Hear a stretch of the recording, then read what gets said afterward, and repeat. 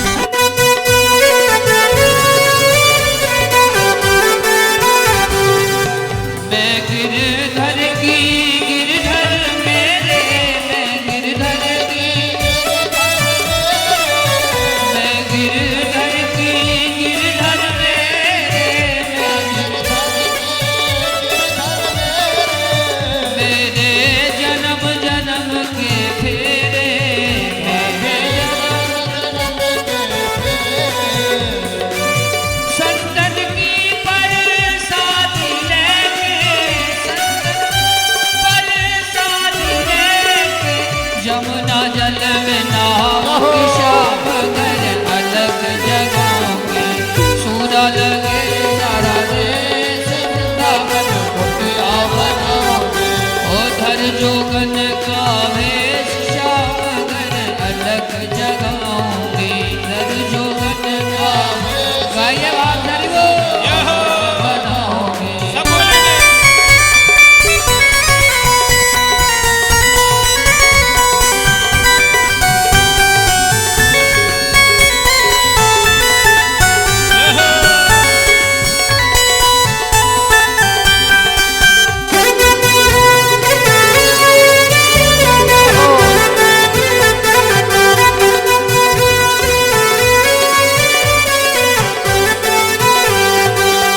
राधा वल्लभ की छवि न्यारी।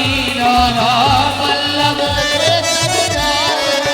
मन में बस गए माँ के बिहारी। मन में बस गए माँ के बिहारी। झाके घरों पे रास बिहारी। झाके घरों पे रास बिहारी। जिस दिन नैना लड़ाऊं श्याम घर अलग जगाऊंगी। सोना लगे सारा देश वृंदावन कुटिया बनाऊंगी। धर जोगन का वेश श्याम घर अलग जगाऊंगी। धर जोगन का वेश श्याम घर अलग जगाऊंगी। हो गाइए बड़े भाषारी को।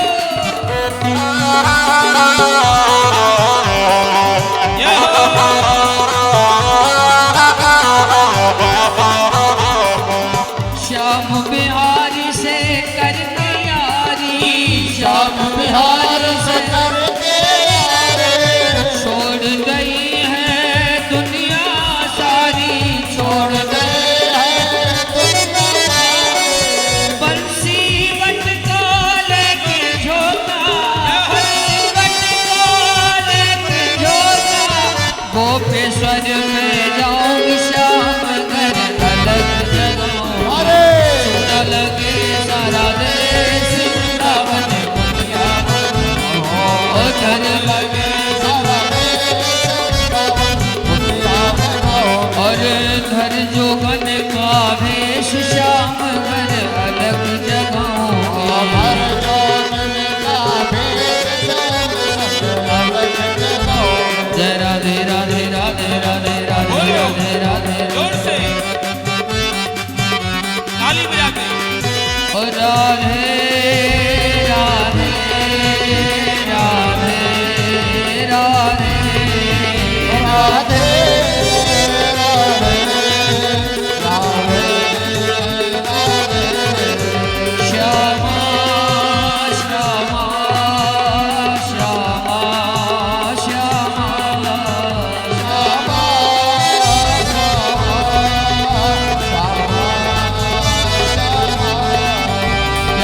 सुना लगे सारा देश वृंदावन कुटिया बनाऊंगी। सुना लगे सारा देश कुटिया बनाऊंगी।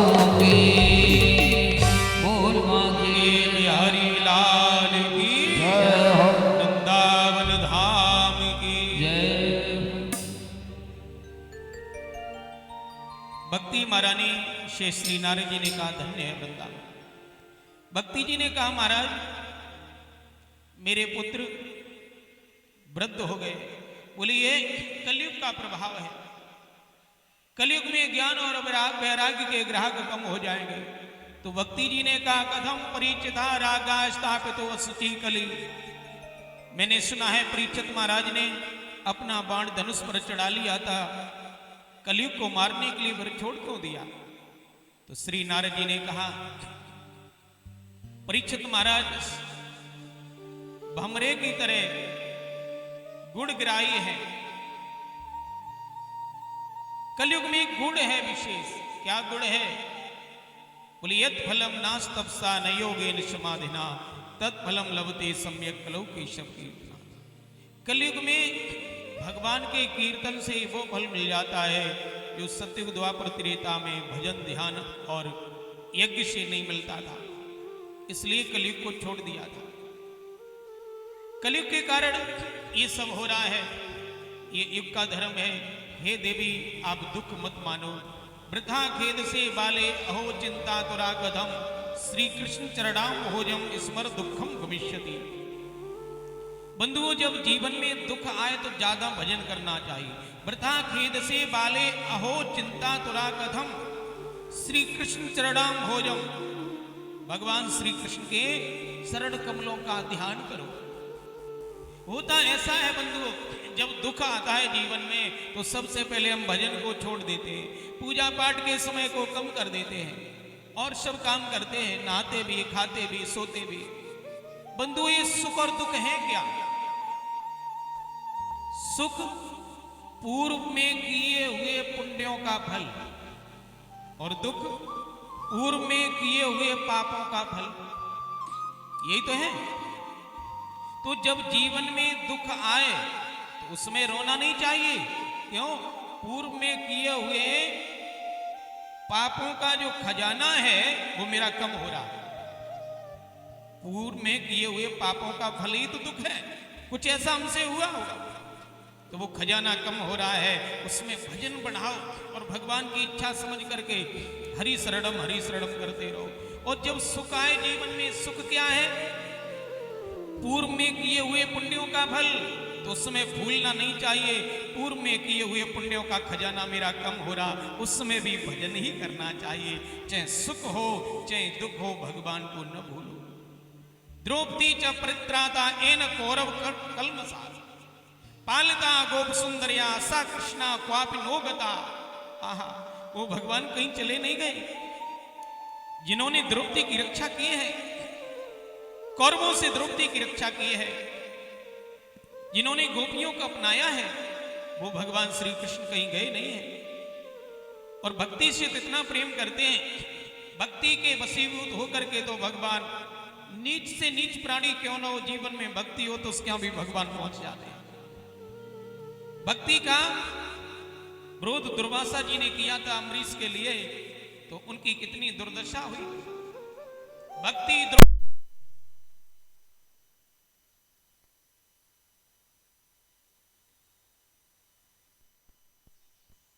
दुर्वासा जी ने अम्बरीश जी का अपमान किया, परीक्षा के लिए गए थे, आगे सुनेंगे, तो त्रिलोकी में भागे, कहीं सहारा नहीं मिला, आश्रय नहीं मिला।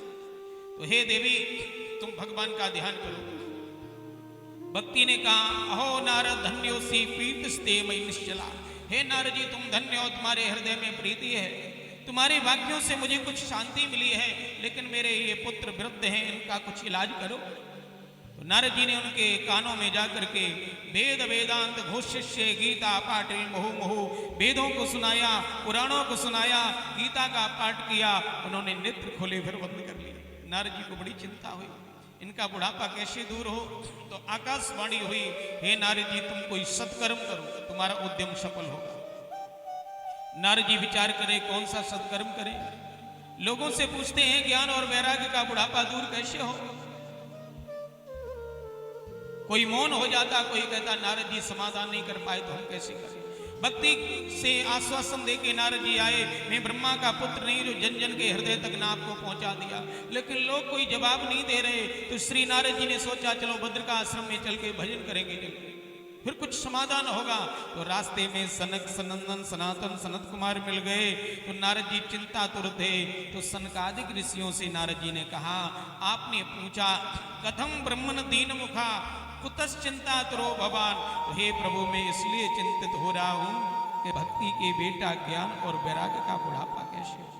सज्जनों, जो अपने लिए चिंता करे वो संसारी, जो समाज के लिए चिंता करे वो संत होता है। अपने लिए जिए वो संसारी और सबके लिए जिए, सबके लिए सोचे वो संत होता है। नारद जी की चिंता है तो अपने लिए नहीं है, वो ज्ञान और वैराग्य का बुढ़ापा कैसे दो। संत चिंता करते भटके हुए जीवों को कैसे भगवत प्राप्ति हो जाए। सनकादिक ऋषियों से कहा, बाबा बताओ वो सत्कर्म क्या है। तो सनकादिक ऋषियों ने कहा, सत्कर्म सूचको नूनम ज्ञान यज्ञ स्मृतो बुधई श्रीमद् भागवता लापा सदगीता सुखादि भी। सत्कर्म कहते हैं ज्ञान यज्ञ। ज्ञान यज्ञ करो। बोले महाराज मुझे ज्ञान यज्ञ पता नहीं है। बोले श्रीमद् भागवता लापा सदगीता सुखादि भी। श्रीमद् भागवत की कथा सुनाओ, ये ज्ञान यज्ञ है। इसी से बुढ़ापा दूर हो जाएगा। नारद जी ने कहा बात समझ में नहीं आई। क्यों? ये भागवत कहां से निकली?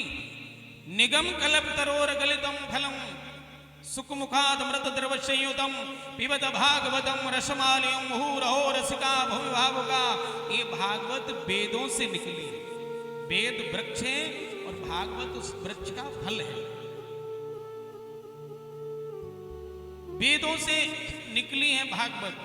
तो भागवत जी के जन्म देने वाले जनक पिता कौन है? वेद। जब पिता काम नहीं आए तो बेटा कैसे आएंगे? जब वेदों को हमने सुनाया, वेदांत को सुनाया, भक्ति के बेटा ज्ञान वैराग जवान नहीं हुए तो भागवत से कैसे हो जाएंगे? तो यहाँ कई उदाहरण दिए। सनकादिक ऋषियों ने कहा कभी कभी ऐसा होता है जो काम पिता और बाबा नहीं कर पाए वो नाती बेटा कर देते हैं। कैसे? तो यहां बड़ा प्यारा उदाहरण दिया। जैसे इथा दुग्धे स्थितिम सर्पी न स्वाद उपकल्पते पृथक भूतम तदगभ्यम देवानां रसवर्धनम। इथा दुग्धे स्थितिम सर्पी। दूध में घी रोध प्रोत भरा हुआ है। घी का जन्म कहां से होता है? दूध से। अगर दूध ना हो तो घी कैसे? घी का बाप कौन हुआ?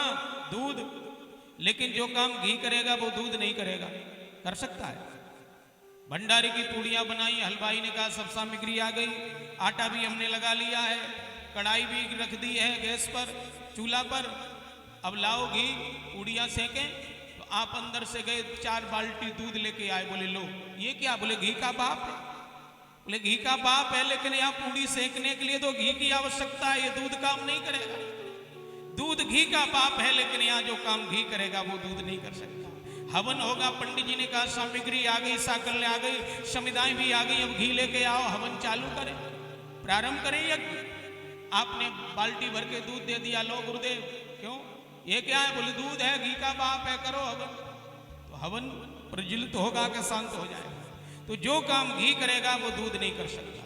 दूसरा उदाहरण दिया यहाँ पर, इच्छूणाम अपि मध्यांतम शर्करा व्याप्तिष्ठति पृथक भूता च सामिष्टा तथा भागवती कथा। इच्छूणाम अपि मध्यांतम, ईख के मध्य में रोत प्रोत शर्करा माने शक्कर भरी हुई है। शक्कर का जन्म कहां से होता? चीनी का। गन्ने से। गन्ने से होता है। तो चीनी का बाप कौन हुआ? गन्ना। लेकिन जो काम चीनी करेगी वो गन्ना नहीं कर पाएगा। आपने महाराज जी का भोजन का निमंत्रण किया, महाराज आओ मेरे यहाँ भोजन पाओ। महाराज पहुंचे, बढ़िया आपने सब्जी बनाई, पूड़ी बनाई, खीर बनाई। खीर में मीठा नहीं डाला। तो महाराज कहेंगे भाई भोजन तो बड़ा स्वादिष्ट बनाया लेकिन खीर में मीठा नहीं डाला, थोड़ा चीनी लेके आओ। खीर में मीठा नहीं है, चीनी लेके आओ। आप अंदर गए घर में से और 5 फुट का गन्ना लेके आए।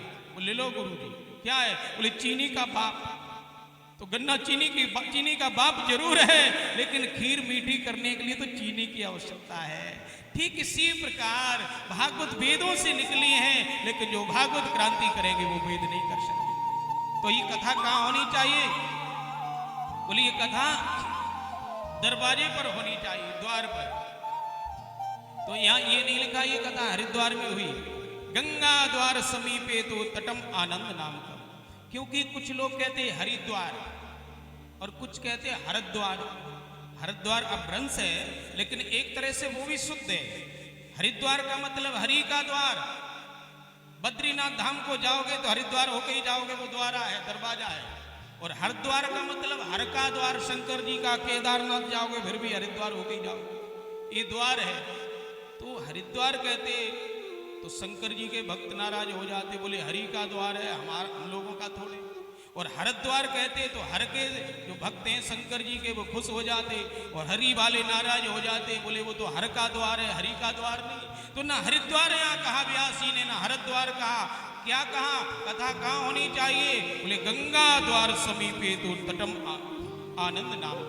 गंगा के किनारे आनंद नाम का तट है। सुंदर सुंदर वृक्ष खड़े हैं, लताएं लगी हुई हैं, सुंदर बालुका है, वहां पर कथा होनी चाहिए। सनकादिक ऋषि वक्ता बने, नारद जी श्रोता बने, सब लोगों को सूचना दी। श्रीमद् भागवत पीयूष पानाए रसलम पटा। हे भागवत के रस को, भगवान की कृपा से हमारे यहाँ भागवत कथा होने जा रही है, आप सब लोग पधारो। तो बड़े बड़े महात्मा सबसे आगे आके बैठ गए, जैसे आप लोग बैठे हुए हो। भृगु वशिष्ठ चमन गौतम वेदातिथि देवल देवराज परशुराम गादिस्ती श्री विश्वामित्र जी, बड़े बड़े महात्मा आकर के आगे बैठ गए। कुछ लोग नहीं आए, क्यों? बोले मेरे पास कार्ड नहीं आया, निमंत्रण के लिए लोग बैठे रहते हैं। वैसे हमारे हिसाब से कथा के लिए निमंत्रण की जरूरत नहीं है, सूचना मिल जाए बस दौड़े चले आओ। लेकिन हम कार्ड का इंतजार करते रहते हैं।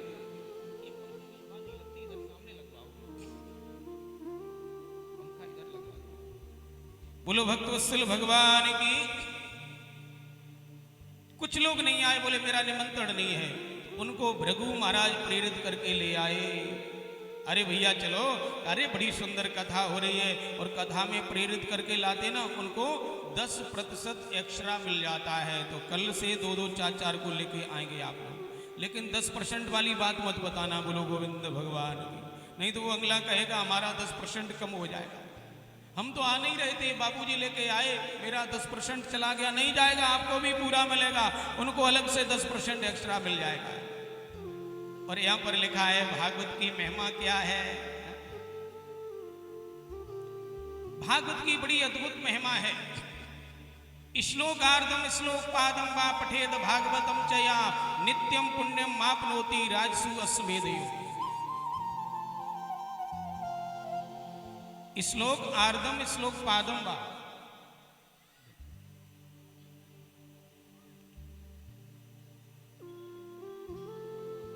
आधा श्लोक बोलो, चौथाई बोलो, फिर भी कल्याण हो जाता। अगर एक श्लोक नहीं बोल सकते हो। कृष्णाय वासुदेवाय हरे परमात्मने प्रणत क्लेश नाशाय गोविंदाय नमो नमः। बड़ा प्यारा श्लोक है ये 20,800 राजाओं को बंदी बनाया था जरासंध ने, अपने कारागार में डाला। उन राजाओं ने इसी श्लोक से भगवान की स्तुति की थी, तो भगवान श्री कृष्ण ने उनको मुक्त कराया। आप किसी भी संकट में फंसे हो, इस मंत्र का उच्चारण जरूर करना चाहिए। अगर पूरा याद नहीं है तो कृष्णाय वासुदेवाय हरे परमात्मने इतना ही बोलो। आधा भी नहीं बोल सकते तो श्लोक पादम यानी चौथाई, कृष्णाय वासुदेवाय हरे परमात्मा ने इतना छोड़ दो। प्रणत क्लेश नाशाय ये भी छोड़ दो। बाद वाला गोविंदाय नमो नमः, गोविंदाय नमो नमः इतना भी बोलते रहो। तो भागवत जी में लिखा राजसु अश्वमेधयो 1/4 श्लोक का भी नित्य जो पाठ करता है, तो श्लोकार्धम श्लोक पादम वा पठेद भागवतम चया नित्यम पुण्यम मापनोति राजसु अश्वमेधयो। राजसु यज्ञ का फल मिलता है, लेकिन सस्ती दवाई पर विश्वास नहीं होता लोगों का। जिसने जीवन में कभी भगवान की कथा नहीं सुनी,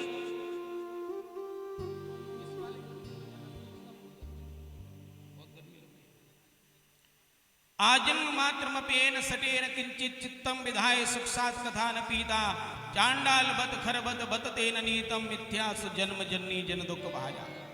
जिसने पूरे जीवन में कभी भगवान की कथा नहीं सुनी, आजन्म मात्र मप एन सतेन किंचित चित्तम विधाय न सुख सात कथा न पीता। हम नहीं कह रहे, ये भागवत में लिखा है वो कैसा है, चांडालवत खरबत, खर माने गधा होता है, औलाद औलाद औलाद के चक्कर में रहे, चांडाल बत खरबत बतते न नीतम मिथ्या सुजन्म जननी जन दुख भाजा। उसने अपनी माता को 9 महीने तक गर्भ में रह करके कष्ट ही दिया। यही बात गोस्वामी जी महाराज रामचरितमानस में कहते, जिसने अपने कर्णपुटों से भगवान की कथा नहीं सुनी वो कान नहीं है। जिन हरि कथा सुनी नहीं काना, जिन हरि कथा सुनी नहीं काना, श्रवण रंग रहे भवन समाना, श्रवण रंग रहे भवन समाना। श्री राम जय राम जय जय राम, श्री राम जय राम जय जय राम, श्री राम जय राम जय जय राम, श्री राम जय राम जय जय राम। जिन्होंने जीवन में कभी कथा नहीं सुनी, जिन हरि कथा सुनी नहीं काना, श्रवण रंद अय भवन समाना। जिसने अपने कानों से कभी हरि चर्चा भगवान की कथा श्रवण नहीं की बंधुओं, वो कान नहीं है, कर्ण नहीं है, वो सर्प और चूहों के बिल है। जिसके कानों में कभी कथा नहीं, नैनन संत दर्श नहीं देखा, लोचन मोर पंख कर लेगा। रामचरितमानस भागवत और गीता जी एक दूसरे के पूरक है।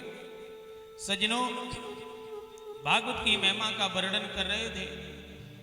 ये भागवत साक्षात भगवान की वाग्मयी प्रतिमूर्ति है। सदा से व्यास श्रीमद् भागवती कथा, इसका श्रवण हर समय करना चाहिए, एक पल भी नहीं छोड़ो, चिंतन करते रहो। कोई श्लोक, कोई मंत्र, कोई कहानी का चिंतन करते रहो, भविष्य बेड़ा पार हो जाएगा।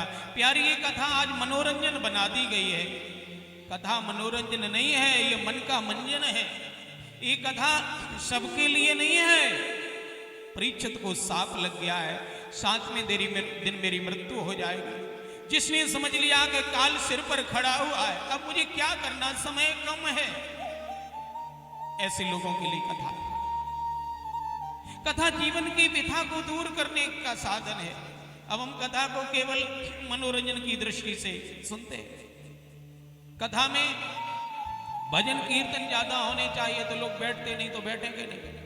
भजन कीर्तन कथा में इसलिए रखे जाते हैं, जैसे कोई कड़वी दवाई हो, नहीं अंदर जा रही है तो कैप्सूल बना दिया, वो प्लास्टिक चढ़ा दी ऊपर, ज्यादा उपयोग नहीं उसका, उसके माध्यम से अंदर चली जाएगी तो लाभ करेगी।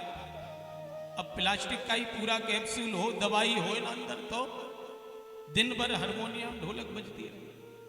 अरे ये चूरन है, भोजन ज्यादा कर लिया तो थोड़ा चूरन खा लो, स्वाद आ जाएगा, जायका भी आ जाएगा और भोजन पच भी जाएगा। लेकिन कुछ लोग क्या करते हैं, भोजन की जगह पर ही थाली भर के चूरन खा जाते हैं, तो पेट खराब होगा कि नहीं होगा? तो भैया ये सब चूरन है। कथा सुनो, कथा को पचाने के लिए थोड़ा थोड़ा हरि कीर्तन भी हो जाए। बोलो भक्त वत्सल भगवान की। ये बात कह ही रहे थे, उसी समय संतों के मध्य में वो भक्ति महारानी अपने बेटा ज्ञान और वैराग को लेकर के प्रकट हुई। उनके मुख से एक प्यारा श्लोक निकल रहा था, भक्ति सुतौ तौ तरणो गृहीत्वा प्रेमैक रूपा सहसा भ्रासीत् श्री कृष्ण गोविंद हरे मुरारे नाथेत नामान मुहुर्वदन्ति। आए इस मंत्र का हम सब लोग जाप करें। श्री कृष्ण गोविंद हरे मुरारे, सब लोग बड़े भाव से बोलेंगे। राष्ट्र संत परम पूज्य श्री डोंगरे जी महाराज इस श्लोक का बहुत कीर्तन कराते थे। जो भाग्यशाली होंगे उन्होंने दर्शन किए होंगे, उनकी कथाएं सुनी होंगी। आए इस श्लोक का ही पाठ करें। श्री कृष्ण गोविंद हरे मुरारी, हे नाथ नारायण वासुदेवा। श्री कृष्ण गोविंद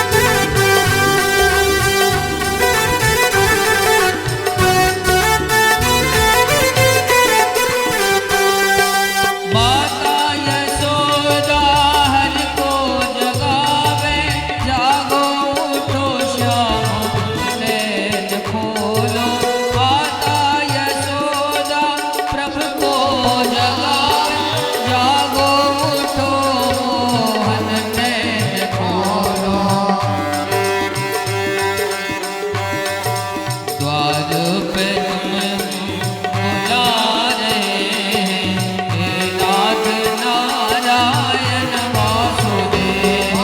श्री कृष्ण गोविंद हरे मुरारे, हे नाथ नारायण वासुदेवा।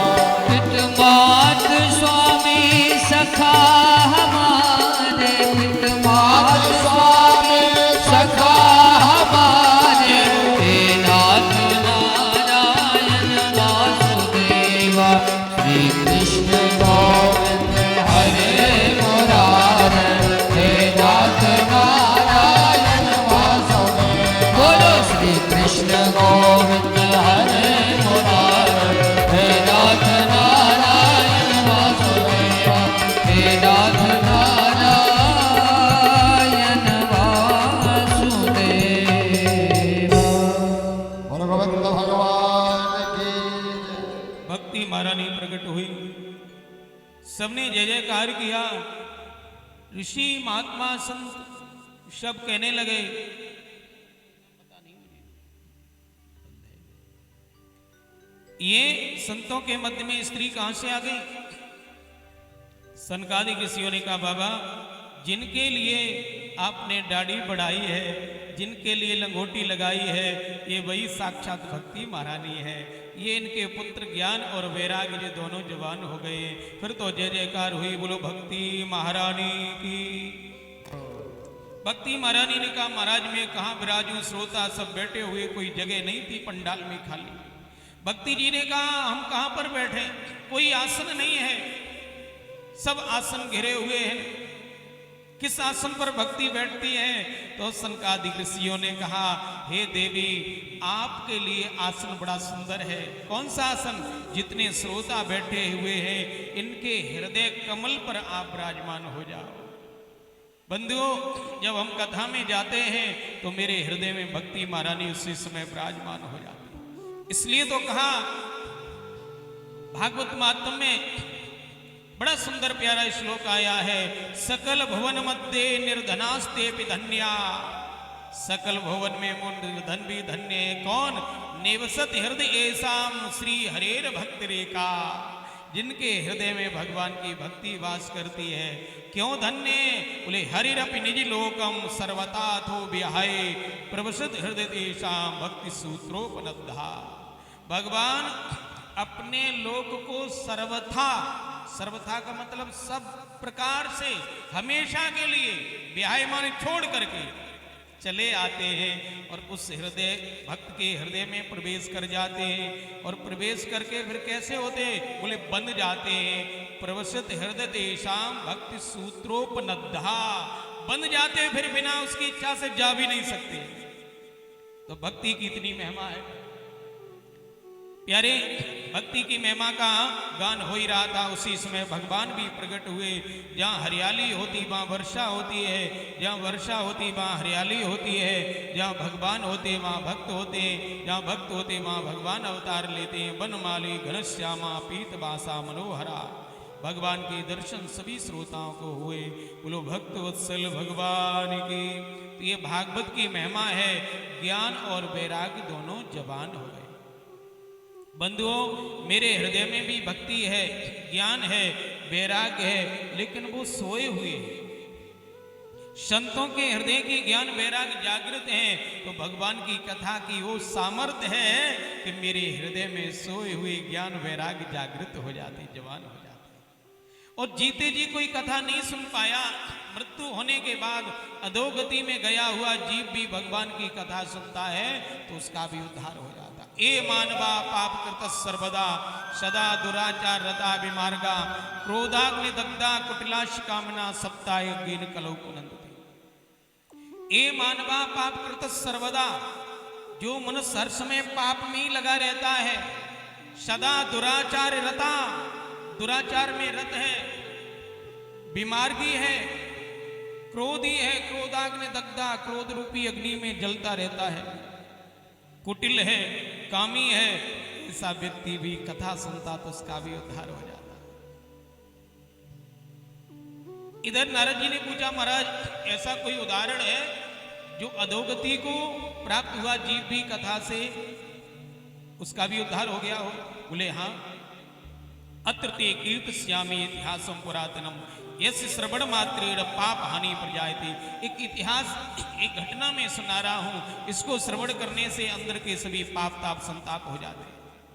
एक तुंगभद्रा नदी के तट पर उत्तम नाम का नगर है, उसमें आत्मदेव नाम के ब्राह्मण रहते हैं। आत्मदेव पुरे तस्मिन सर्व वेद विशारदा, बड़े ज्ञानी हैं, विद्वान हैं, धनवान भी हैं, गौशाला भी उनके है, गाय भी है, वृक्ष भी लगे हुए हैं। लेकिन उनकी पत्नी हुई बड़ी क्रूर स्वभाव की है, उसका नाम ये धुंधुली। आत्मदेव की पत्नी का नाम क्या है? धुंधुली। लोक वार्ता रता क्रूरा प्रायसो बहु जल्पिता। ये लोक वार्ता में, घर गृहस्थी की बातों में बड़ी निपुण है, घंटों लगा देती है। अड़ोस पड़ोस की स्त्रियां आई के बातों में लग गई। कृपण भी है और कलह करने वाली है। आत्मदेव के कोई संतान नहीं, वृक्ष पर फल नहीं लगा, गाय कोई बछड़े आदि को जन्म नहीं दे रही है। आत्मदेव चिंता करने लगे, धन दान आदि में खर्च करने लगे। धनार्दम धर्म मार्गेण ताभ्याम नीतम तथा विचार। धन का धर्म के मार्ग में बहुत सा दान किया, लेकिन अभी न बेटा हुआ न बेटी। अंत में लोग कहने लगे, महाराज आपकी तुलसी क्यों सूख गई? गाय माता की बछड़ा क्यों नहीं है? बोले पता नहीं, गाय माता की सेवा तो खूब करता हूं, आपके वृक्ष पर फल भी नहीं आए, ये फल क्यों नहीं आए? बोले पता नहीं, जल तो मैं डालता हूं। लोगों ने कहा महाराज आपके कोई संतान नहीं है, इस पाप के कारण ये सब हो रहा है। आहा, बड़ा कष्ट हुआ। एकदा सद्यो दुखाद गृहम तक्का बनम गता। उसने कहा अब तो मुझे मर जाना ही अच्छा है, संतान अब हो सकती है। जब विप्रदेव ने जान लिया तो मरने का निश्चय करके घर बार छोड़कर प्रस्थान किया। मेरी कोई संतान नहीं होगी ऐसा समझ लिया तो सब छोड़ करके जंगल में चले गए मरने के लिए। एक चट्टान पर चढ़ गए, सरोवर में डूब के मर जाएंगे, फिर प्यास लग रही, बोले थोड़ा पानी पी लूं फिर आराम से मरेंगे। अब मर नहीं आए तो पानी की क्या जरूरत। एक व्यक्ति रेलवे लाइन पर लेट गया, घर में झगड़ा हुआ, रेल के नीचे लेट गया, रेलगाड़ी आएगी, मर जाऊंगा, अब जिंदा नहीं रहना है। गाड़ी अभी आई नहीं थी, रेलवे लाइन पर लेटा हुआ और सिरा ने टिफिन रखा था, उसमें 5-6 रोटियां, सब्जी, लड्डू रखे हुए। किसी ने कहा ये क्या है? बोले भोजन है। बोले ये क्यों लेके आए? बोले मरने के लिए आया हूं, अब घर में रहना नहीं, संसार में रहना नहीं, रेल से कट के मर जाऊंगा। तो बोले ये भोजन किस लिए? बोले पागल हो गए, रेलगाड़ी अगर लेट हो गई तो क्या भूखों मरूंगा? जब मरना ही है तो कैसे भी मर लो, रेलगाड़ी कहीं लेट हो गई तो। जैसे ही जल पीने के लिए गए तो एक सन्यासी आ गए। सन्यासी ने कहा, ये आत्मदेव रो रहा था, कथम रोदिस विप्रम तो काते चिंता बलियसी। हे ब्राह्मण देवता तुम क्यों रो रहे, कौन सी चिंता है? ब्राह्मण देवता कहने लगे महाराज मैं क्या बताऊं, दिग्जीवितम प्रजाहीनम दिग्रम प्रजा बिना, मेरे कोई संतान नहीं है, मेरे पूर्वज आंसू पी करके जिंदा रह रहे हो, गाय को पाला वो बछड़ा नहीं दे रही, वृक्ष पर फल नहीं लग रहा है, तो मैं मरने के लिए आया हूं, आत्महत्या करने के लिए। सन्यासी ने कहा नाम है तुम्हारा आत्मदेव और आए आत्महत्या करने की? अरे ये मानव शरीर भगवान की बड़ी कृपा से मिलता है, न जन्म का मुझे अधिकार है न मरण का अधिकार है, भगवान के हाथ में। उतना ही दंड माना जाता है जैसे कोई दूसरे की हत्या कर दे और अपनी हत्या करने का प्रयास करे, फिर भी उस पर मुकदमा हो जाता। क्यों मर रहे हो? बोले महाराज आगे मेरा नाम नहीं चलेगा, मेरे कोई संतान नहीं है। तो बालक क्या नाम चलाते? बोले हाँ। अच्छा विचार करो, बालक से नाम चलता है। मीरा बाई का नाम सुना आपने? सबने सुना। मीरा बाई के बेटे का नाम किसी ने सुना? नहीं। फिर भी नाम चल रहा है। बड़े बड़े संत हुए, उनके कोई संतान नहीं, उनका नाम चल रहा है। नाम बेटे से नहीं चलता है, नाम भजन से चलता, सदकर्म से चलता है। और बेटा नाम चलाता नहीं, हम तो कहते कटाता है। पिताजी का देहांत हो जाए, जैसे तैसे अंत्येष्ट कराएगा और सीधा जाएगा तहसील में। बोले वो पिताजी के नाम पर 500 गज का मकान है 2 मंजिल का, उनका नाम काट दो, मेरा चढ़ा दो। क्यों? बोले वो तो चल बसे। तो ये नाम चलाता है कि कटाता, समझ में नहीं आता। बेटे से नाम नहीं चलता, दुजबर है, भ्रम है, धोखा है, बेटे से नाम नहीं चलता। कर्मों का बोझ उठाने में बेगार से काम नहीं चलता। कर्मों का बोझ तो खुद उठाना पड़ेगा, बेगारी से काम नहीं चलेगा। बोले महाराज मेरा पिंडदान कौन करेगा मरने के बाद? और जिसका पिंडदान नहीं होता उसकी अधोगति होती है। अब विचार करो, कोई व्यक्ति जीवन भर पाप करता रहा हो, कभी अच्छा काम नहीं करा, कभी दान नहीं किया, कभी धर्म नहीं किया, कभी कथा नहीं सुनी, मरने के बाद उसका बेटा गया, आटा का पिंड बनाया, तुलसी दल रखा और गंगा में गया जी में वहां दान कराया, पिंडदान कराया, तो क्या उसे भगवत प्राप्ति हो जाएगी? और एक व्यक्ति है जिसने पूरे जीवन भजन किया, मृत्यु के बाद उसके आगे पीछे कोई था ही नहीं पिंडदान करने वाला, तो क्या उसकी अधोगति हो जाएगी? बोले पिंडदान का वर्णन है शास्त्र में, तो क्या झूठा है? बोले झूठा नहीं है, लेकिन पिंडदान को समझते नहीं लोग हैं। पिंडदान का मतलब क्या है? पिंडदान जीते जी करना चाहिए, मरने का इंतजार न करो कि बच्चे करेंगे पिंडदान। पिंडदान का मतलब होता है ये जो देख रही है ब्रह्मांड और ये हमारा शरीर है पिंड, अपने शरीर रूपी पिंड का जीते जी दान कर दो। तुलसी की माला गले में बांध लो, रुद्राक्ष की माला बांध लो और जीते जी भगवान के चरणों में इसका दान कर दो। हे हरि, अब इस शरीर से आपकी सेवा करेंगे, आपका ही रूप मान करके जनता की सेवा करेंगे, दीनों की सेवा करेंगे, अब इस शरीर से कोई गलत काम नहीं करेंगे। हो गया पिंडदान, हो गया पिंडदान। गले में माला बांध। कई लोग कहते हैं माला क्यों पहनते, साधु संत माला क्यों पहनते? ये तो ऐसा ही प्रश्न हो गया, किसी स्वागवती स्त्री से कोई कहे ये मंगलसूत्र क्यों डालती हो, कोई कहे ये मंगलसूत्र क्यों डालती हो? ये मंगलसूत्र बता रहा है कि उसका कोई मालिक है, उसका कोई पति है, उसका कोई स्वामी है। तो गले में जो माला बांधते हैं, ये माला बता रही है इनका कोई मालिक है, कोई इष्ट है, कोई स्वामी है। कबीरदास जी से किसी ने कहा ये माला क्यों पहनते हो? तो कबीरदास जी ने कहा मैं राम का कुत्ता हूं। कबीर कुत्ता राम का मोती मेरा नाम, गल बिच डोरी प्रेम की जित खेचू दिया। ये प्रेम की डोरी बंधी हुई है, माला बंधी है तो समझो भगवान के है। जैसे आपके दरवाजे से कोई कुत्ता निकले और उसके आपने डंडा मार दिया, तो कुत्ता क्या करेगा? चिल्लाएगा। उसकी तो FIR भी नहीं लिखी जाएगी, उसकी FIR भी नहीं लिखी जाएगी। और एक ऐसा कुत्ता आया जिसके गले में पट्टी बंधी हुई है, अगर उसके आपने डंडा मार दिया, वो पट्टी बता रही है ये कुत्ता फालतू नहीं है, किसी का पालतू है, उसका मालिक झगड़ा कर देगा। तो भैया जिनके गले में माला है वो भगवान के पालतू है, और जिनके गले में माला नहीं है वो राधे राधे राधे राधे। माला जरूर करनी चाहिए। हमारे ब्रज में तो माताएं भी माला पहनती हैं। राम नाम की माला है, राम नाम की माला जपेगा कोई दिल वाला। आए थोड़ा भजन ही गुनगुना ले। राम नाम की माला जपेगा कोई दिल वाला, राम नाम की माला जपेगा कोई दिल वाला, जपेगा कोई दिल वाला, जपेगा कोई दिल वाला, जपेगा कोई दिल वाला, जपेगा कोई दिल वाला। कृष्ण नाम की माला जपेगा कोई दिल वाला,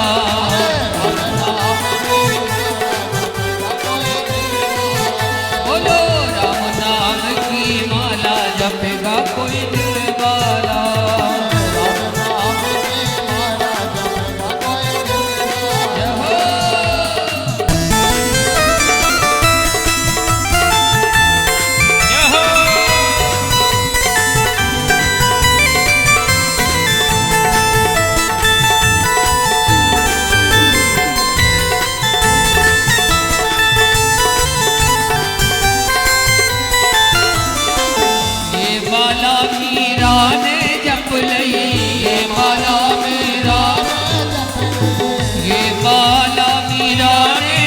जप लई माला मीरा ये माला मीरा ने जप लई और दिल गया मुरली वाला जपेगा कोई दिल वाला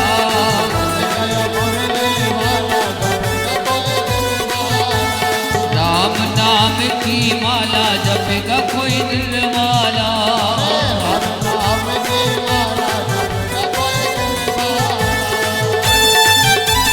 बांके बिहारी लाल की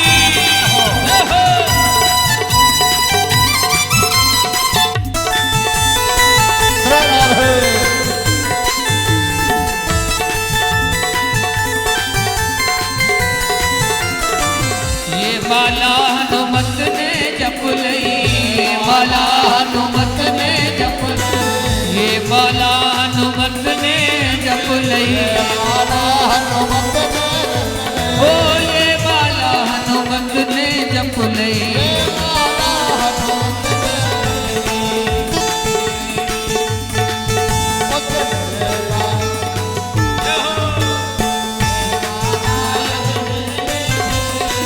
ये माला अंजनी ने फेरी ये माला अंजनी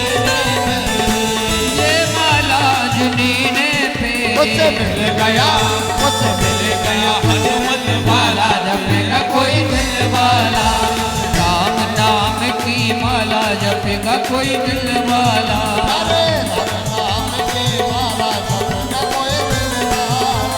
ओ जपेगा कोई दिल वाला जपेगा कोई दिल वाला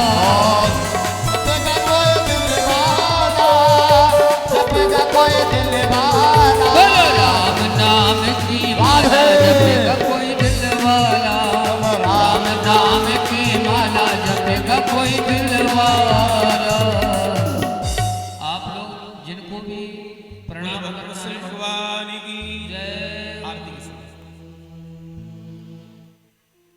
बोलो वृंदावन बिहारी लाल की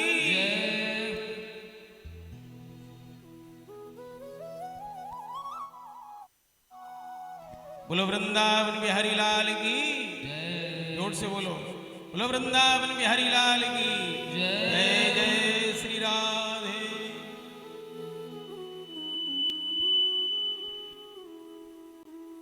महात्मा जी ने कहा भैया अपना पिंडदान खुद करना चाहिए और एक जन्म की बात छोड़ो मुंचा ज्ञानम प्रजा रूपम बलिष्ठा कर्मणो गति विवेकम तो समासाद तेज संसार वास विवेक का इशारा लो और एक जन्म की बात नहीं सप्त जन्मावधि तब पुत्रो नहीं बच नहीं बचा 7 जन्मों तक तुम्हारी कोई संतान नहीं फिर तो ब्राह्मण ने चरण पकड़ ली फिर तो मुझे संतान चाहिए ही। महात्मा बोले जब 7 जन्मों में नहीं फिर चाहिए ही क्यों? बोले आप में ये सामर्थ्य है संत कृपा करे तो इस जन्म में भी संतान की प्राप्ति हो जाएगी। आप कोई पहुंचे हुए महात्मा हैं जब आपको ये मालूम है 7 जन्मों तक मेरे संतान नहीं तो आपको संतान प्रदान करने की सामर्थ्य भी है। महात्मा ने कहा ये मानेगा नहीं ऐसे बहुत उदाहरण सुनाए चित्रकेतु को कोई सुख नहीं मिला अंग को सुख नहीं मिला लेकिन जब ये नहीं माना बोले मैं प्राण छोड़ दूंगा तो संत ने एक प्रसाद रूप से फल लिया और फल दिया कहा अपनी पत्नी को खिला देना उसके संतान हो जाएगा। व्रत रहे एक बार भोजन करे धर्म का आचरण करे ये फल लेके गया पत्नी को दिया और कहा ये फल खा लेना कर्मकांड कराने चला गया। पत्नी ने कहा मैं फल क्यों खाऊं? बोले संतान हो जाएगी तुम्हारे। ये तो धुंधली है ये रोने लगी अपनी बहन के पास में गई सखी के पास में और कहने लगी अरे बहन ये फल नहीं मेरे प्राणों को लेने वाला है। क्यों? फल खा लेगी तुझे संतान हो जाएगी। बोली समस्या है क्या? ये कुतरक कर रही है क्या समस्या है? बोले फल भक्षेण गर्भास्याद गर्भेर उर्ध विद्यता स्वल्प भक्षम तो शक्ति गृह कार्य प्रथम भवेत्। फल खाने से मैं गर्भवती हो जाऊंगी और गर्भवती हो जाएंगे तो स्वल्प भक्षम थोड़ा भोजन कर पाऊंगी। अभी तो 16 रोटी खा लेती हूँ और कम भोजन करूंगी तो मेरे शरीर में शक्ति नहीं रहेगी ततो अशक्ति और शक्ति नहीं रहेगी तो काम धंधा कैसे कर पाऊंगी? तो मेरे पति अपनी बहन को मेरी नदद को लेके आएंगे वो घर का सब माल लूट ले जाएंगे और मान लिया गांव में आग लग गई, सब भाग जाएंगे, मैं गर्भवती कैसे भाग पाऊंगी? प्रसव पीड़ा हजारों बिच्छू डंक मारे उससे ज्यादा होती है, उससे ज्यादा होती है, उसको मैं सहन कैसे कर पाऊं? ये फल मैं नहीं खाऊंगी। उसकी बहने का पागल हो गई, फल से कई बच्चे होते, अगर तेरे बच्चा होगा तो गाय के भी हो जाएगा, गाय को खिला दे। और फिर बोले पति को क्या जवाब दूंगी? बोले तेरे पति इसलिए दुखी थे कि तेरे कोई संतान नहीं है, और मेरे इसलिए दुखी 9 हो गए, 10वां होने वाला। सब दुखी है, कोई इसलिए दुखी बेटा नहीं है, कोई इसलिए दुखी बेटा बात नहीं मानता। एक वर्ग ऐसा है वो इसलिए दुखी, क्या खाएं? घर में कुछ है नहीं, भूख लगेगी तो क्या खाएंगे? और एक वर्ग ऐसा है घर में सब कुछ भरा है, भूख नहीं लगती, वो सोचता क्या खाएं जो भूख लगे। डॉक्टर ने कहा मूंग की दाल का पानी पियो। सब दुखी है, कोई तन दुखी, कोई मन दुखी, कोई धन बिन रहे उदास, थोड़े थोड़े सब दुखी सुखी राम के नाश। उसने गाय को फल खिला दिया और कहा ये मेरे बच्चा होगा, मैं रातों रात तुझे दे जाऊंगी, बदले में धन दिलवा देना, मैं पालन भी करती रहूंगी। इसने ऐसा ही किया। पति ने पूछा पत्या प्रश्नम फलम भुक्तम भुक्तम चेत तदेरिति, खा लिया। सज्जनों, ये तुंगभद्रा नदी है क्या? तुंग माने ऊंचा, भद्र माने कल्याण, सबसे ऊंचा कल्याणकारी ये मानव शरीर ही तुंगभद्रा नदी है। और ये आत्मदेव कौन है? ये जीवात्मा ही आत्मदेव है। जो अपनी आत्मा में देवत्व का दर्शन करे वो आत्मदेव। धुंधली कौन है? दुर्बुद्धि। जब आत्मा का विवाह दुर्बुद्धि से हो जाता है तो संतान नहीं होती है। आत्मा की संतान क्या? विवेक। जब तक विवेक नहीं जीवन में प्रकट होगा तो हम भवसागर में डूब के मर जाएंगे। वो भवसागर में, समुद्र में, सरोवर में डूबने के लिए गया ब्राह्मण, फल मिला। ये फल क्या है? संत ने फल दिया, हमको भी फल मिलता है। फल क्या है? हम सत्संग में जाते हैं तो वहां ज्ञान का फल मिलता है, उससे हम ग्रहण कर लेते हैं लेकिन प्रयोग नहीं करते। ब्राह्मण ने फल तो ले लिया, पत्नी को खिलाया नहीं, दे दिया, वो काम में लग गया। पत्नी ने सलाह ली। पत्नी कौन है? दुर्बुद्धि। बुद्धि ने सलाह किसकी ली? बहन की। बहन कौन है? मन। जब बुद्धि मन की सलाह लेती है तो मन की जल की एक गति नीचे को ही जाए। मन बुद्धि से सलाह ले ये अलग बात, बुद्धि मन से सलाह लेगी तो मन नीचे को गिराएगा। तो फिर फल का फल नहीं होगा। फल का फल क्या है? विवेक। सत्संग में गए, वहां ज्ञान मिला, वो ज्ञान को जब तक हम पान नहीं करेंगे, क्रियान्वित नहीं करेंगे, जीवन पर उतारेंगे नहीं तो उस ज्ञान रूपी फल का फल विवेक जीवन में नहीं होगा। हम फल तो ले लेते, कथा सुनने गए, कथा में फल मिला, झूठ नहीं बोलना चाहिए। साच बराबर तप नहीं, झूठ बराबर पाप, जाके हृदय साच है ताके हृदय। ये फल ले लिया लेकिन घर पे गए, पत्नी को दिया। पत्नी कौन है? बुद्धि। फल खा लो, आज के बाद झूठ नहीं बोलना। ये बुद्धि क्या बोली? पागल हो गए। अरे कथा की बात घर तक लाओगे, सब दुकानदारी, सब व्यापार चौपट हो जाएगा। कथा की बातें कथा में छोड़ दिया कर। कथा की बातें कथा में, वो कथा की बातें झूठ नहीं बोलोगे तो व्यापार कैसे चलेगा? व्यापार तो झूठ से ही चल रहा है। एक गुरुजी, जैसे हमारे महाराज श्री अपने चेला के घर पे गए तो चेला ने गुरुजी की तस्वीर लगा रखी, मंदिर में खूब पूजा करता है, अर्चना करता है, और बोला गुरुजी चलो हमारी दुकान में भी चरण डाल दो। कपड़ा की दुकान थी। गुरुजी गए दुकान में तो वहां भी एक गुरुजी की फोटो बड़ी अच्छी सी दीवार पर लगा रखी। तो गुरुजी ने कहा बेटा मेरी छवि आपने मंदिर में लगा रखी, पूजा पाठ वहीं कर लिया करो, और मेरी छवि यहां भी लगा रखी आपने, यहां भी पूजा करते हो, इतनी पूजा करते हो। बोले नहीं गुरुजी ये पूजा के लिए नहीं लगाई, पूजा के लिए तो घर में लगी। बोले ये क्यों लगाई मेरी तस्वीर? बोले ये तो केवल कसम खाने के लिए लगाई है। कसम खाने के लिए? बोले हाँ गुरुजी आपको पता ही है बिना झूठ साच के व्यापार चलता नहीं है। जब ग्राहक विश्वास नहीं करता उससे खूब कहते ये 200 रुपया मीटर वाला कपड़ा है, वो नहीं मानता तो कहते गुरुजी की सौगंध 200 रुपया मीटर वाला है, चाहे 100 रुपया मीटर का हो। तो लोग ऐसा भी प्रयोग करते गुरुओं का। फल तो हम ले लेते हैं लेकिन जीवन पर उतारते नहीं बनते। ठीक समय पर उसके बेटा हुआ, इसने मोटे कपड़े पेट में बांधे, साड़ी पहन के घर में रहती धुंधली बहन के बेटा हुआ, रातों रात दे गई। इसने सुबह हल्ला कर दिया हमने पुत्र को जन्म दिया है। आत्मदेव बड़े प्रसन्न हो गए, दान बांटने लगे। इसने कहा ज्यादा प्रसन्न होने की जरूरत नहीं है। क्यों? मेरे स्तनों में दूध नहीं आया, आत्मदेव कहने लगे बालक का जन्म बाद में होता है, माँ के स्तन में दूध पहले आ जाता है, दूध क्यों नहीं आया? बोले ये बात तो बाद की है, मेरी बहन का एक बेटा था 2-3 महीने का, वो समाप्त हो गया, उसके स्तनों में दूध है, उसे बुला लो, वो पालन कराती रहेगी, पोषण कराती रहेगी, दूध पिलाती रहेगी, उसे कुछ धन दे देंगे।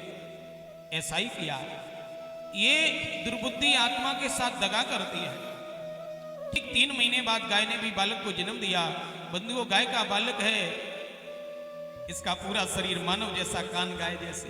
गौ इव करणु यशा, गौकर्ण उनका नाम ही गौकर्ण रखा। और धुंधली के बेटा का नाम रखना चाहते थे आत्मदेव, मेरा नाम आत्मदेव, तो बेटा का नाम परमात्मदेव। धुंधली ने उनका पत्रा उठा के फेंक दिया। बड़े आए पंडित जी, बेटा मेरा नाम रखोगे अपने नाम पर? तो बोले आप रख लो। बोले रख लिया हमने, पहले ही रख लिया। क्या रखा? बोले मेरा नाम धुंधली, बेटा का नाम धुंधकारी। धुम धुम करो ते धुंधकारी, अंधेरा कायम है। धुंध माने अंधकार, अज्ञान है। अब धुंधकारी थोड़ा बड़ा हुआ, रोज उलाने आने लगे, छोटे छोटे बच्चों को ले जाता, कुएं में धकेल जाता, कहता कुएं में देखो कौन सुंदर है, मैं सुंदर कह तू सुंदर। बालक जैसे ही झांकते ये पैर उठा देता, गिर पड़ते। कोई अंधा आदमी कहता बेटा मैं रास्ता भूल गया, रास्ता बताओ, कुआं की पार पर खड़ा कर देता। बोले बाबा सीधे चले जाओ, मुड़ना नहीं, फिर अब दोबारा पूछना नहीं पड़ेगा किसी को रास्ता। हिंस का शस्त्रधारी दीन अंधा नाम प्रपीड़क, कुत्तों को ले जाता, शिकार करता है। और भागवत में तो यहां तक लिखा सब हस्तेन भोजनम, मुर्दा के हाथ से भोजन कर लेता। तो क्या मुर्दे को दिन भर छूता रहता होगा? सब हस्तेन भोजनम का मतलब क्या है? जिसके हाथ से कभी दान न हुआ हो, धर्म न हुआ हो, माता पिता के चरणों की सेवा न हुई हो, कोई समाज का अच्छा कार्य न हुआ, वो मुर्दे का हाथ ही है। क्या है? गौकर्ण सुबह से संध्या तक पूजा में समय बिताने लगे। खल नीच धुंधकारी लेकिन वैश्याओं के घर जाने लगा। गौकर्णो पंडितो ज्ञानी धुंधकारी महाखला। रोज शिकायतें आती हैं। आत्मदेव बड़े दुखी हो गए। एक दिन तो अब ये वैश्याओं के यहाँ भी चला गया, घर का सब धन इसने खर्च कर दिया, बर्तन ले गया, वो भी बेच करके वैश्याओं के यहाँ। अब तो गौकर्ण महाराज के पास में पहुंचे आत्मदेव और रोने लगे, बेटा इससे तो बेटा न होता मेरे तो ठीक था, ये धुंधकारी तो बड़ा दुष्ट है, अब मैं कहाँ जाऊं, क्या करूं? तो गौकर्ण जी ने पिताजी को उपदेश दिया। बड़े सुंदर श्लोक हैं संजनों। भागवत तो कम से कम 1 वर्ष के लिए होनी चाहिए, तब आनंद आता है। 7 दिन में कहाँ हो पाती भागवत? एक एक श्लोक में रस भरा हुआ है, जहां डुबकी लगा जाओ वहीं सरोवर है।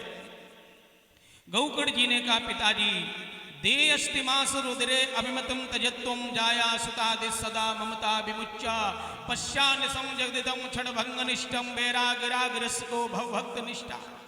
दे अस्तिमास रुद्रे अभिमतम तिजत्वम, हड्डी मांस का ये शरीर है, इसमें अहमता है। अभिमतम तिजत्वम, ये अहमता त्यागो। और जाया सुतादि सदा ममता विमुच्च, जाया आदि, जाया माने पत्नी, पुत्र, धन, गाड़ी, दुकान, मकान, इसमें ममता है, इसका त्याग करो। ये क्षणभंगुर है। बैराग राग रसको भगवत निष्ठा। ये कहने में बहुत छोटी बात है कि अमता त्यागो, ममता त्यागो, लेकिन इसका त्याग होता नहीं है। बड़े बड़े लोग नहीं कर पाते हैं, बड़े बड़े विरक्त भी नहीं कर पाते। इसका त्याग नहीं हो सकता है, मोड़ा जा सकता है। अगर गुरु कृपा हो जाए तो अमता ममता को मोड़ा जा सकता है। अमता का मतलब मैं, ममता का मतलब मेरा।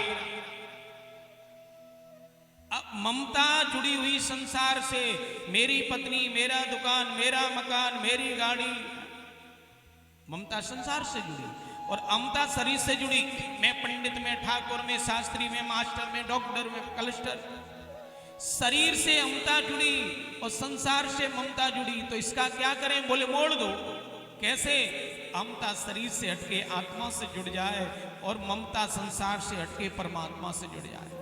अमता शरीर से हटाओ, आत्मा से जोड़ दो। मैं पंडित नहीं हूं, हकीकत में मैं मास्टर नहीं हूं, मैं तो परमात्मा का दास हूं, शुद्ध हूं, चैतन्य हूं, नित्य हूं, बुद्ध हूं, भगवान का अंश हूं। गीता जी में भगवान कहते हैं तेरा तो कभी नाश नहीं होता। नैनम छिन्नंत शस्त्राणि नैनम दहत पावका न चैनम क्लेदयंतापो न शोष्यते मारुता। अहम का आत्मा से जुड़ जाए और ममता संसार से हट करके गोविंद से जुड़ जाए। मेरे तो गिरधर गोपाल दूसरो न कोई। पत्नी से भी प्रेम करते हैं, पति से भी प्रेम करते हैं, तो उसके अंदर मेरा गोविंद ही तो बैठा हुआ। इस भाव से प्रेम करोगे प्यारे तो अमता ममता से भी उद्धार हो जाएगा। जिस चाबी से ताला बंद होता उसी से खुलता भी है, लेकिन चाबी को उल्टा घुमाना पड़ता है। हम एक ही तरफ से घुमाते रहेंगे तो ताला कभी खुलेगा नहीं। धर्मं भजस्व सततम त्यजलोक धर्मान सेवस्य साधु पुरुषान देहि काम तृष्णा। धर्मं भजस्व सततम त्यजलोक धर्मान। लोक धर्म का त्याग करो। लोक धर्म में लोग पड़े रहते हैं। कोई आपके दरवाजे पर आया, जबरदस्ती आओ, चाय पी लो, नाश्ता करो, ये करो, वो करो, उसका समय बर्बाद कर देते हैं। और वो कहता अरे भैया अगर उसे बुराई करना तो वैसे भी करेगा। अरे मैं जा रहा था, फंस गया, जबरदस्ती पकड़ लिया, चाय पिला, तो वो चाय तो पिलाई। बोले क्या चाय पिलाई? चाय थी, चीनी और दूध तो था ही नहीं। बुराई करेगा। और जिसको नहीं करनी है वो कहेगा भैया वो तो वो बुलाते रहे, हमको ही समय नहीं था, मैं चला गया। तो बनावट नहीं होनी चाहिए, कोई दिखावा नहीं होना चाहिए। ये लोक धर्म केवल बनावट दिखावट के लिए होते गए। दिखावट के लोक धर्म। जब किसी की मृत्यु हो जाती है तो दूसरे मोहल्ले की माताएं रोने जाती हैं। यहाँ परंपरा है कि नहीं? मेरे ब्रज में तो एक गांव में कोई किसी की मृत्यु हो जाए दूसरे गांव की जाती है माताएं रोने, लेकिन रोती थोड़ी है, केवल लोक धर्म का निर्वाह करती। 10-12 जाएंगी, बड़ी बूढ़ी मैया साथ में होगी, फिर माताएं पूछेंगी उस बुढ़िया मैया से, माता जी रोना चालू कहां से करोगे? तो कहेगी यहां से रोगी, सब लिपस्टिक सब काजल खराब हो जाएगा। गांव के पास पहुंचेंगे तब शुरू करेंगे। अब बताओ जो रोने की योजना बनाए रोएंगे कि क्या करेंगे? ये तो लोक धर्म है, इसका त्याग करो बनावट का। धर्म भजस्व सततम त्यजलोक धर्मान सेवस्य साधु पुरुषान देहि काम तृष्णा। संतों का संग करो और भागवत का पाठ करो, पिताजी कल्याण हो जाएगा। कौन किसका पुत्र है, कौन किसका पिता? ये धर्मशाला है, ये यात्रा एक धर्मशाला है प्यारे। जैसे हम रेलगाड़ी में जैसे ही बैठे तो वहां पर 3-4 यात्री पहले से बैठे, तो उनसे राम राम हुआ, सीट दे दी उन्होंने, बगल में बिठा लिया, उनसे प्रेम हो गया। और जैसे ही आगे का स्टेशन आया, एक यात्री ने अपना बोरिया बिस्तर समेटा, भैया मेरा स्टेशन आ गया, हम उतरेंगे। आप रोने लगे, नहीं नहीं आप अभी नहीं उतरो, मेरे साथ चलो, अच्छा लग रहा है। उसने कहा नहीं मेरा टिकट यहीं तक का था, नहीं तो काले कोट वाला धक्का मार देगा। वो उतर गया, आप रोने लगे उस स्टेशन पर, वो तो उतर गया, दूसरा यात्री एक नया बैठ गया, उससे प्रेम हो गया। जीवन की रेलगाड़ी में भी हम चल रहे आए थे, तब माता पिता बाबा और दादी ये सब मिल गए रास्ते में। आगे रेलगाड़ी चली तो मेरे दादा का टिकट पूरा हो गया, वो जाने लगे, हम रोने लगे और आगे चलो। दादा ने कहा मेरा टिकट यहीं तक का था, मुझे कष्ट हुआ। वो तो हमारी जीवन रूपी यात्रा से नीचे उतरे, दूसरा यात्री आ गया, मेरा विवाह हो गया। और आगे यात्रा चली, ट्रेन गाड़ी आगे चली, रेलगाड़ी आगे चली, तो एक स्टेशन आया, वहाँ एक यात्री ने बोरिया बिस्तर समेटा, माताजी जाने लगी, हम रोने लगे, अरे माताजी दादी जी क्यों जा रही हो? उसने कहा मेरा टिकट यहीं तक का। वो वहां से उतरी, दूसरा यात्री आ गया, पत्नी के बेटा हो गया। एक आ रहा एक जा रहा, ये तो संसार है प्यारे, ये तो संसार है। इसलिए इन सब का त्याग करके भजन करो। पिताजी भजन करने चले गए। अब गौकर ने माता को डांटा, वो धुंधकारी ने माता को डांटा, धन चाहिए नहीं तो लातों से पिटाई होगी। पितरो प्रते तेन जन्नी ताड़ता वर्षम कुवित्तम तिष्ठते बुरे हन्नशीलतया नति। हे माता मुझे धन चाहिए नहीं तो लातों से पिटाई होगी। माता ने कहा सुबह प्रबंध करूंगी। और रात में डर की वजह से कुएं में गिर पड़ी। कूपे पाता कृतो रात्रो तेन शान धनम गता। कुएं में गिर के समाप्त हो गई, कुएं में गिर के समाप्त हो गई। अब गौकर्ण जी थे, वो तीर्थ यात्रा के लिए चले गए। इसने धुंधकारी ने क्या किया?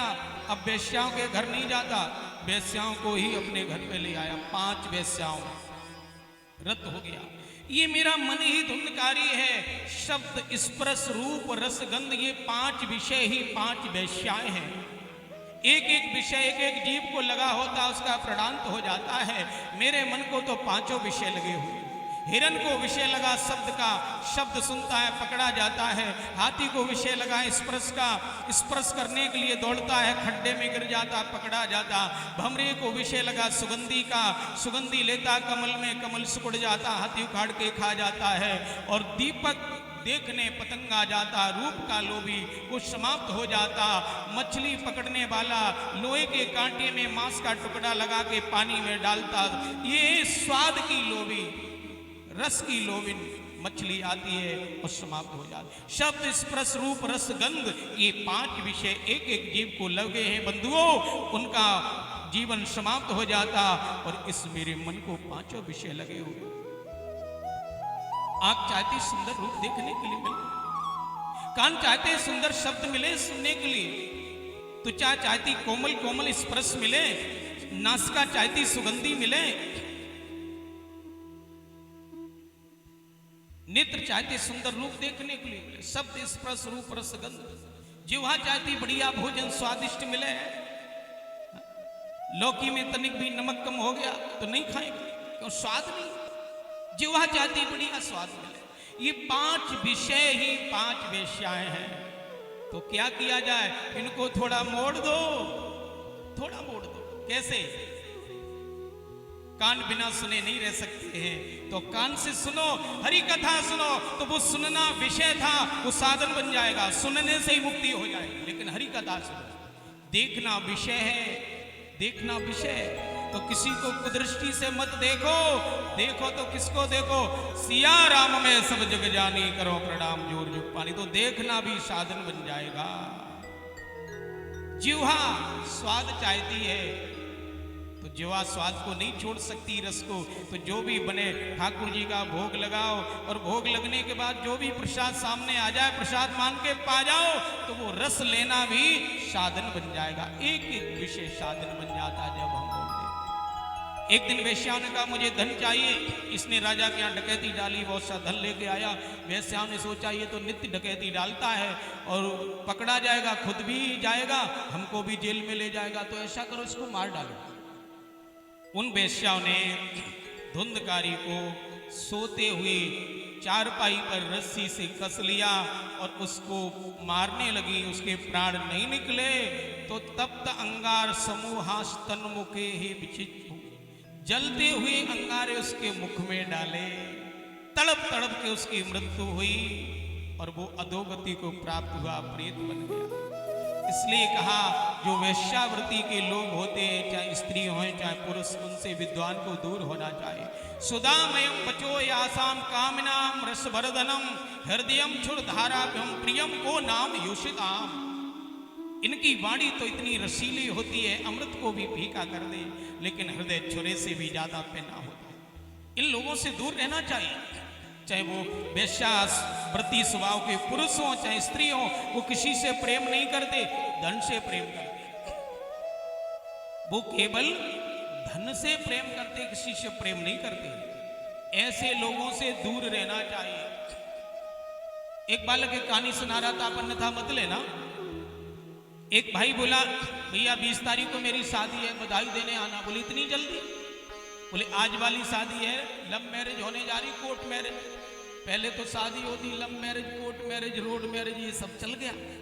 Court marriage? बोले हाँ, किसी से मुझे प्रेम हो गया। बोले ठीक है चल कर ले। वो 20 तारीख को मिठाई का डिब्बा लेके गया और आशीर्वाद देने लगा, आपका नव दाम्पत्य सफल हो। वो मुंह लटकाए बैठा था। बोले किस बात का सफल हो? शादी ही नहीं हुई।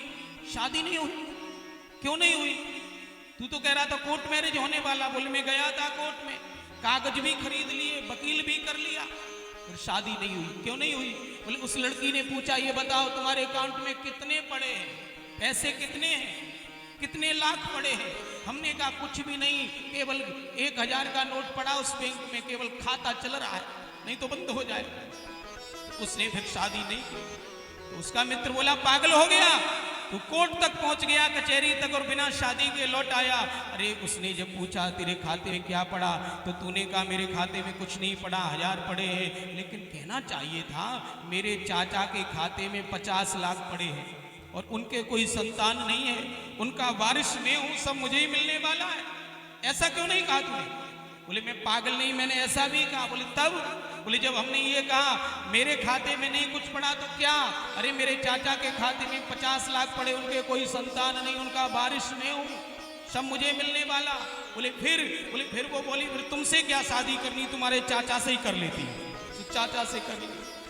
ऐसे लोग किसी से प्रेम नहीं करते हैं। सुधामयम बचो यासाम कामिनाम रसवर्धनम हृदयम क्षुरधाराभ्याम प्रियम को नाम युषिता। इनका कोई प्रिय नहीं होता। धुंधकारी प्रेत बन गया। इधर लोग पूछते धुंधकारी कहाँ गए? बोले कहीं धन कमाने के लिए गए। गौकर्ण को ये बात मालूम हुई। गौकर्ण जी ने कई तीर्थों में पिंडदान किए और तीर्थों का जल लेकर के गौकर्ण महाराज जब आए, रात्रि का समय है, ये धुंधकारी कभी भेड़ बनता, कभी भैंस बनता, कभी बैल बनता, कभी घोड़ा बनता।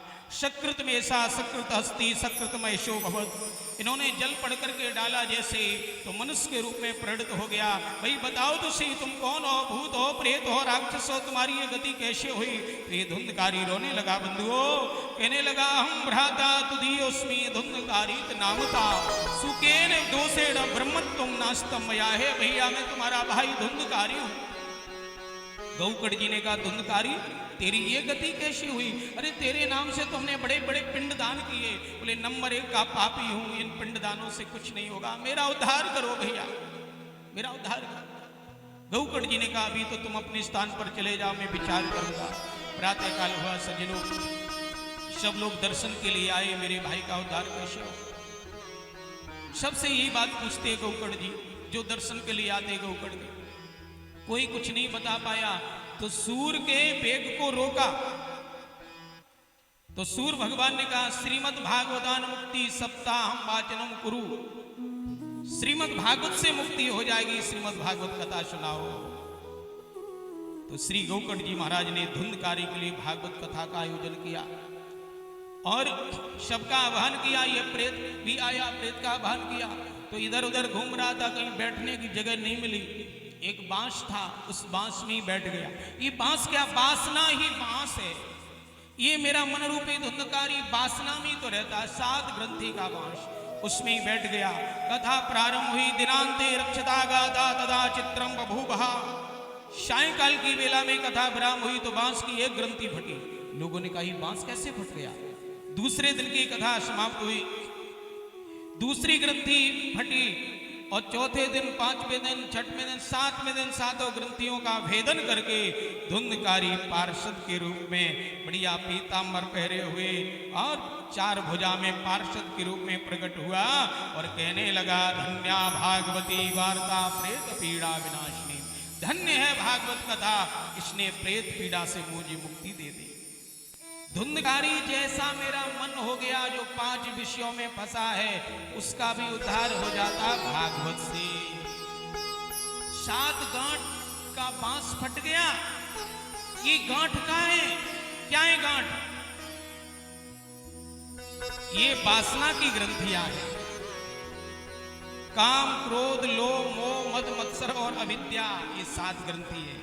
अथवा पिता पुत्र की आसक्ति, पति पत्नी की आसक्ति, घर की आसक्ति, पति परिवार की आसक्ति, पद की आसक्ति, है आसक्ति की ग्रंथियां। आसक्ति का मतलब किधर से भी आसक्ति। जब तक ये ग्रंथि नहीं खुलेंगे तब तक पार्षद रूप में हम प्रकट नहीं होंगे और भगवान विमान लेकर के नहीं आएंगे। अभी विमान आएगा तो ये ग्रंथि कैसे खुले? प्यारे भागवत की कथा से ही ग्रंथि खुलेगी। ग्रंथि कथा से खुलेगी और ग्रंथि नहीं खुलेगी बंधुओं, तब तक यात्रा आगे नहीं पहुंचती। हम राम राम तो करते, सीताराम सीताराम सीताराम, लेकिन मन की ग्रंथि कहीं बंधी हुई है, मन कहीं बंधा हुआ। वाणी से तो सीताराम सीताराम और मन संसार में लगा हुआ। मन की ग्रंथि खुलेगी तभी तो यात्रा आगे बढ़ेगी। एक आपको घटना बताएं अपने ब्रज की। हमारे मथुरा के 24 गोत्री ब्राह्मण हैं, भांग के शौकीन, 1.5 किलो रबड़ी 2-2 किलो खा जाए। भांग पी करके और उन्होंने विश्राम घाट पर नौका को डाला जल में, जमुना जी में। बोले आज नाव के द्वारा गोकुल चलेंगे। शाम से नौका चलाने लगे। ये ब्राह्मण नौका चला रहे, सुबह हो गया। बोले अब तो गोकुल आ गया होगा। मथुरा में विश्राम घाट पर स्त्रियां स्नान करने के लिए आई। इन 24 ब्राह्मणों ने कहा, हे देवियों, ये बताओ ये गोकुल का कौन सा घाट है? वो माताएं बोली, नहीं महाराज, ये गोकुल का घाट नहीं है, ये तो मथुरा का विश्राम घाट है। ये ब्राह्मण देवता बोले, मथुरा का विश्राम घाट? अरे मथुरा से तो शाम से ही हम नाव चला रहे, पूरी रात नाव चलाई, अभी भी मथुरा में है। बोले पूरी रात नहीं महाराज, पूरे जीवन नाव चलाओ, रहोगे मथुरा में। क्यों? बोले आप भांग के नशा में नाव तो चला रहे हो, लेकिन नाव की रस्सी खूंटा से बंधी है, उसे खोला नहीं हो, नाव चला रहे हो, तो जीवन भर चलाओ, नाव आगे नहीं बढ़ेगी। यही हाल मेरा हो रहा है, मेरे मन की रस्सी कहीं दूसरी जगह बंधी हुई है और हम सीताराम सीताराम कर रहे, आगे कैसे? ये ग्रंथि फटे, ये ग्रंथि कैसे फटेगी? भगवान की कथा से। यही 7 ग्रंथियां हैं बंधु। धुंधकारी के लिए विमान आया, विमान पर बैठ के जाने लगा, तो गौकर्ण जी ने कहा कथा तो सबने सुनी, विमान एक के लिए क्यों आया? बोले श्रवणम तो कृतम सर्वे न तथा मननम कृतम। श्रवण तो सबने की, लेकिन मनन नहीं किया। श्रवण, मनन और निधिध्यासन 3 होते। पहले सुनो, फिर मनन करो, फिर निश्चय करो।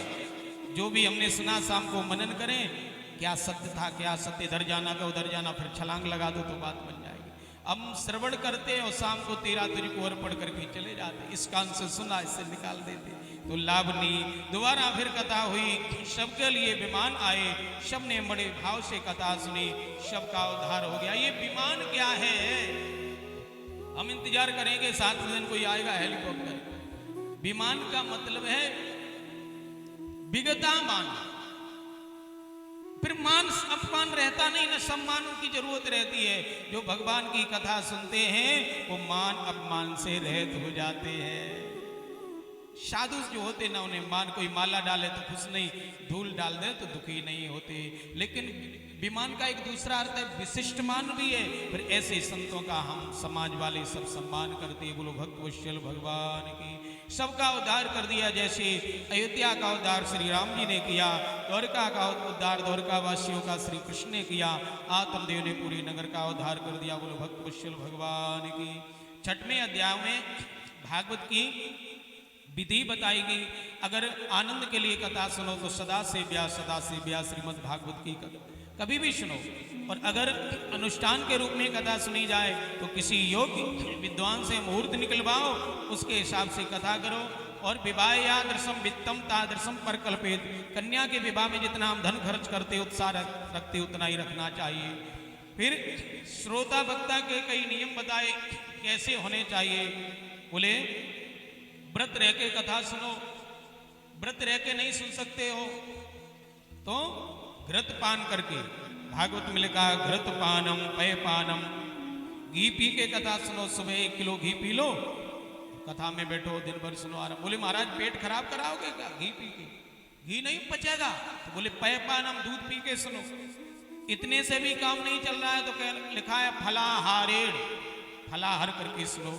इतने से भी काम नहीं चलता तो 1 भुक्ति भोजनम, 1 बार भोजन 1 बार फलाहार कर लो। और इतने से भी नहीं बनता है तो इसमें लिखा है सुबह भोजन करो, दोपहर में करो, कथा में आओ तो टिफिन लेके आओ, जब कीर्तन हो तो 2 पराठा फिर खा लो बीच में, फिर शाम को खाओ। हाँ लिखा है, अपनी तरफ से नहीं कह रहे।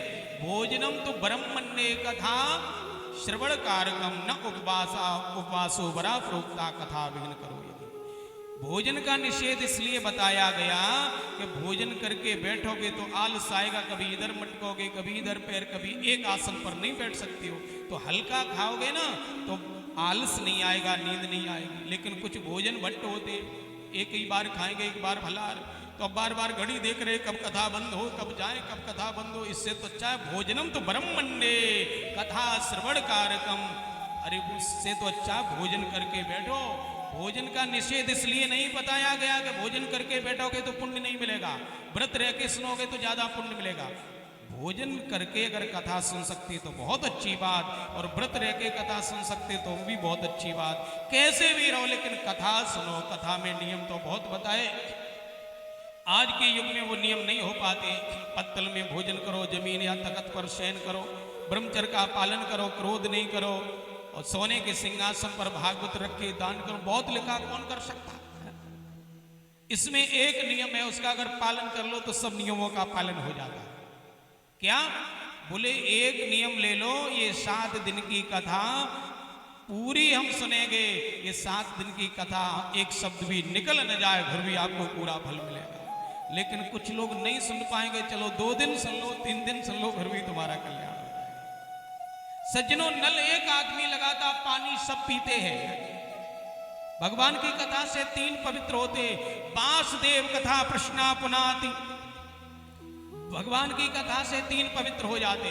कौन कौन? वक्तारम प्रक्षकम श्रोति तदपाद सलिलम यथा, वक्ता बोलने वाला, प्रक्षकम कथा कराने वाला, श्रोति कथा सुनने वाला, सब पावन हो जाते।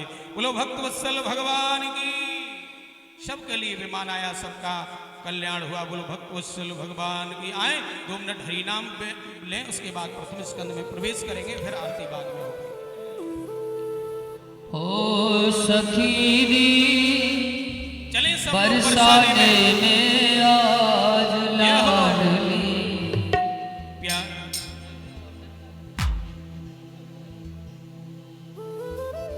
बोलो ओ सखीरी बरसाने में आज लाडली प्यार लुटाती है। सखीरी बरसाने में आज लाडली प्यार लुटाती है। सखीरी बरसाने में आज लाडली प्यार लुटाती है। सखीरी बरसाने में आज लाडली प्यार लुटाती है। सखीरी बरसाने में आज लाडली प्यार लुटाती है। चलो बरसाने सब लोग। प्यार लुटाती है लाडली प्यार लुटाती है। प्यार लुटाते हैं लाडले, प्यार लुटाते हैं। गुणों की बात मत पूछो, अब गुण पे रीझ जाती है। सखीरी बरसाने में आज लाडली प्यार लुटाती है।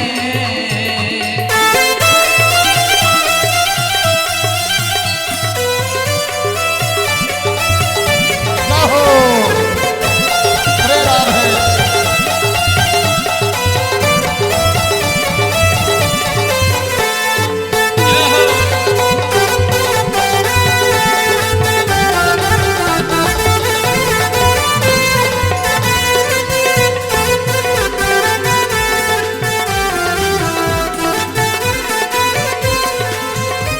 ना जाने क्या भरा जादू वो इनके नैन कमलों में। न जाने क्या भरा जादू ये इनके नैन कमलों में। न जाने क्या भरा जादू वो इनके नैन कमलों में। निहारे निहारे निहारे कोर करुणा की झोलियाँ भर भर जाती है। सखीरी बरसाने में आज लाडली प्यार लुटाती है। सखीरी बरसाने में आज लाडली प्यार लुटाते हैं। हरे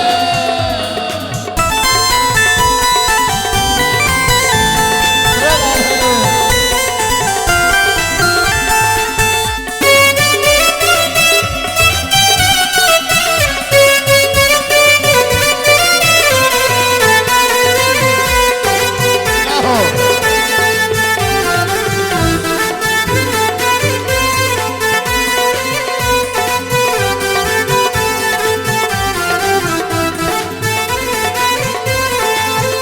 ओ बिराजे ऊंची अटारी पर खोल करुणा की पिटारी को।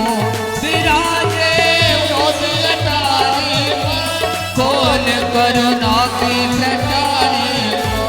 जिन्हें दुनिया ठुकराती है, जिन्हें दुनिया ठुकराती है, सीने से लगाती है सखी बरसाने में आज लाडली प्यार लुटाती है सखी बरसाने में आज लाडली प्यार लुटाती है।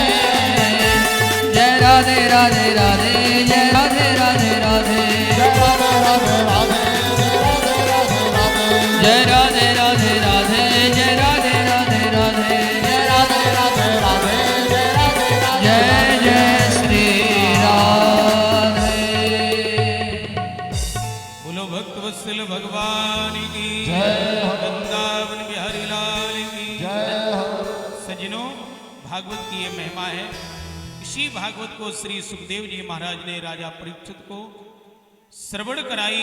बंधु, आज समय कम रह गया, सूक्ष्म से सुखदेव जी की कथा श्रवण कर लेंगे और शेष चर्चा हम लोग कल श्रवण करेंगे।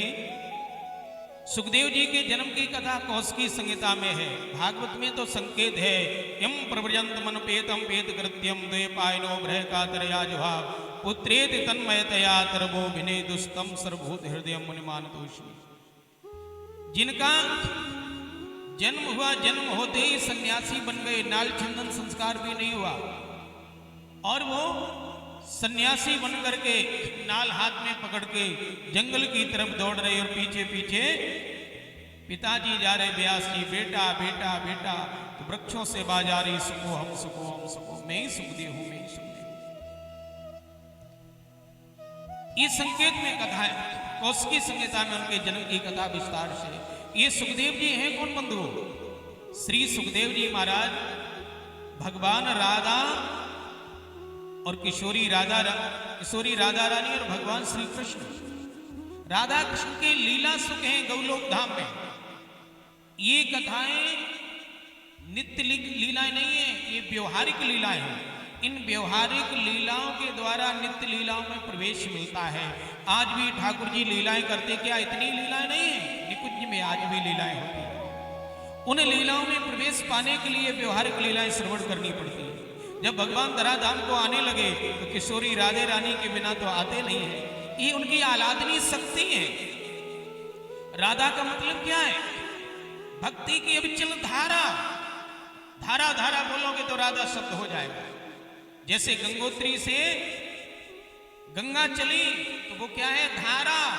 और धारा को उल्टा कर दो तो राधा, यानी धारा उधर से इधर आ रही गंतव्य से, उसे उल्ट दो तो वो गंतव्य की तरफ जाने लगती तो वो राधा हो जाता।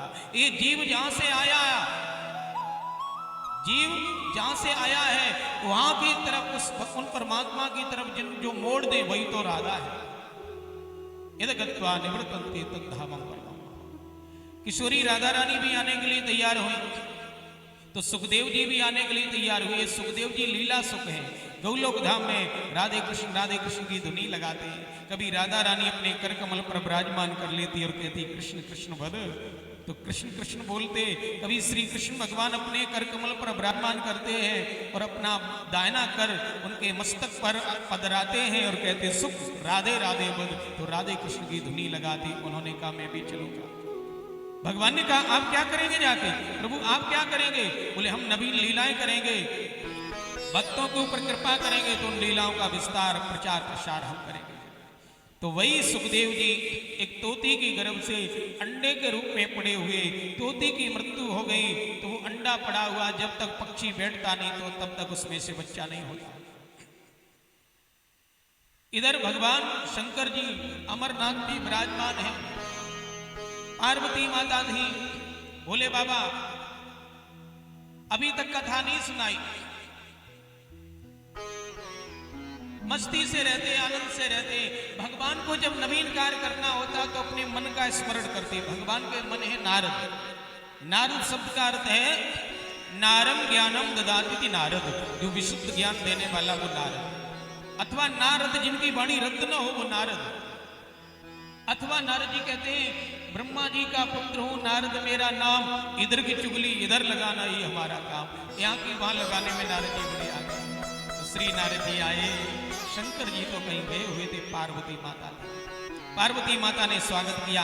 आइए बाबा पधारिए, बड़े दिन बाद दर्शन हुए। जलपान कराया। बाबा बड़े दिन बाद आए, जल्दी जल्दी चक्कर लगा लिया करो। नारद जी ने कहा हमने जाना आना बंद कर दिया। क्यों? अब लोगों में प्रेम नहीं रहा है, छली हो गए, कपटी हो गए। पार्वती माता ने कहा बाहर के लोगों की बात करते होंगे, हमारे घर में तो बड़ सब सुख शांति से रहते हैं, प्रेम है। मेरे भोले बाबा अपने मन की एक भी बात नहीं छिपाते, सब कुछ बता देते। और हमारे यहाँ वातावरण तो प्रतिकूल है लेकिन अनुकूलता का अनुभव करते। कैसे? तो पार्वती ने उदाहरण दिए। पार्वती भाई दुर्गा है, उनका वाहन क्या है? पार्वती का वाहन, दुर्गा माता का वाहन क्या है? सिंह। और भोले बाबा का वाहन बैल। बैल और सिंह का बैर होता है लेकिन दोनों एक साथ रहते हैं। पार्वती ने कहा मेरा एक बेटा है जिसका वाहन है चूहा। गणेश जी का वाहन चूहा। अगर गणेश जी इतनी स्थूल काय है, इतनी बजनीले होते, चूहा की तो दुर्दशा हो जाती है। गणेश जी की पूजा शायद इसलिए होती है, संत को इतना सरल और सहज होना चाहिए कि चूहे जैसा व्यक्ति भी उनके भार को सहन कर ले। ऐसा नहीं इतने बड़े महाराज हम कैसे व्यवस्था कर पाएंगे। तो गणेश जी का वाहन चूहा। और भोले बाबा के गले में माला किसकी है? सोने की, चांदी की? किसकी है भोले बाबा गले माला है? भोले बाबा की माला घर में निकला है तो हनुमान चालीसा का पाठ करना पड़ता है। एक महात्मा कह रहे थे, बोले लक्ष्मी नारायण के मंदिर में जाओ तो अकेले जाओ, पत्नी को साथ में न लेके जाओ, पहले खुद दर्शन कर आओ, फिर अब आप जाओ, साथ में नहीं जाओ। क्यों? बोले साथ में जाओगे तो एक मुसीबत खड़ी हो सकती है। क्या? बोले आप लक्ष्मी नारायण के मंदिर में दर्शन करने के लिए जाओगे, आपकी भार्या साथ में है, तो आप दर्शन करोगे, उसका दर्शन में मन नहीं लगेगा, वो बार बार लक्ष्मी माता के गले के हार को देखेगी। बड़ी सुंदर डिजाइन है माता जी के गले के हार की। ऐसा करो टिंकू के पापा, कुछ पैसे हमने बचा के रखे, कुछ आप मिला दो, जो माता जी के गले में हार वही मेरे लिए ला दो। अब बताओ मुसीबत में बोल ले ली 2 लाख रुपया की। इसलिए लक्ष्मी नारायण के मंदिर में जाओ तो अकेले अकेले जाओ, और शंकर जी के मंदिर में जाओ तो बोले पत्नी को साथ में लेके जाओ। क्यों? बोले किसी की पत्नी नहीं कहेगी ऐसा करो जी, जो शंकर जी के गले में माला पड़ी है एक मेरे लिए भी ला दो, है? कोई कहेगी? तो भोले बाबा के गले में माला सर्पों की, सर्प और चूहा का बैर, लेकिन चूहा सर्प एक साथ रहते।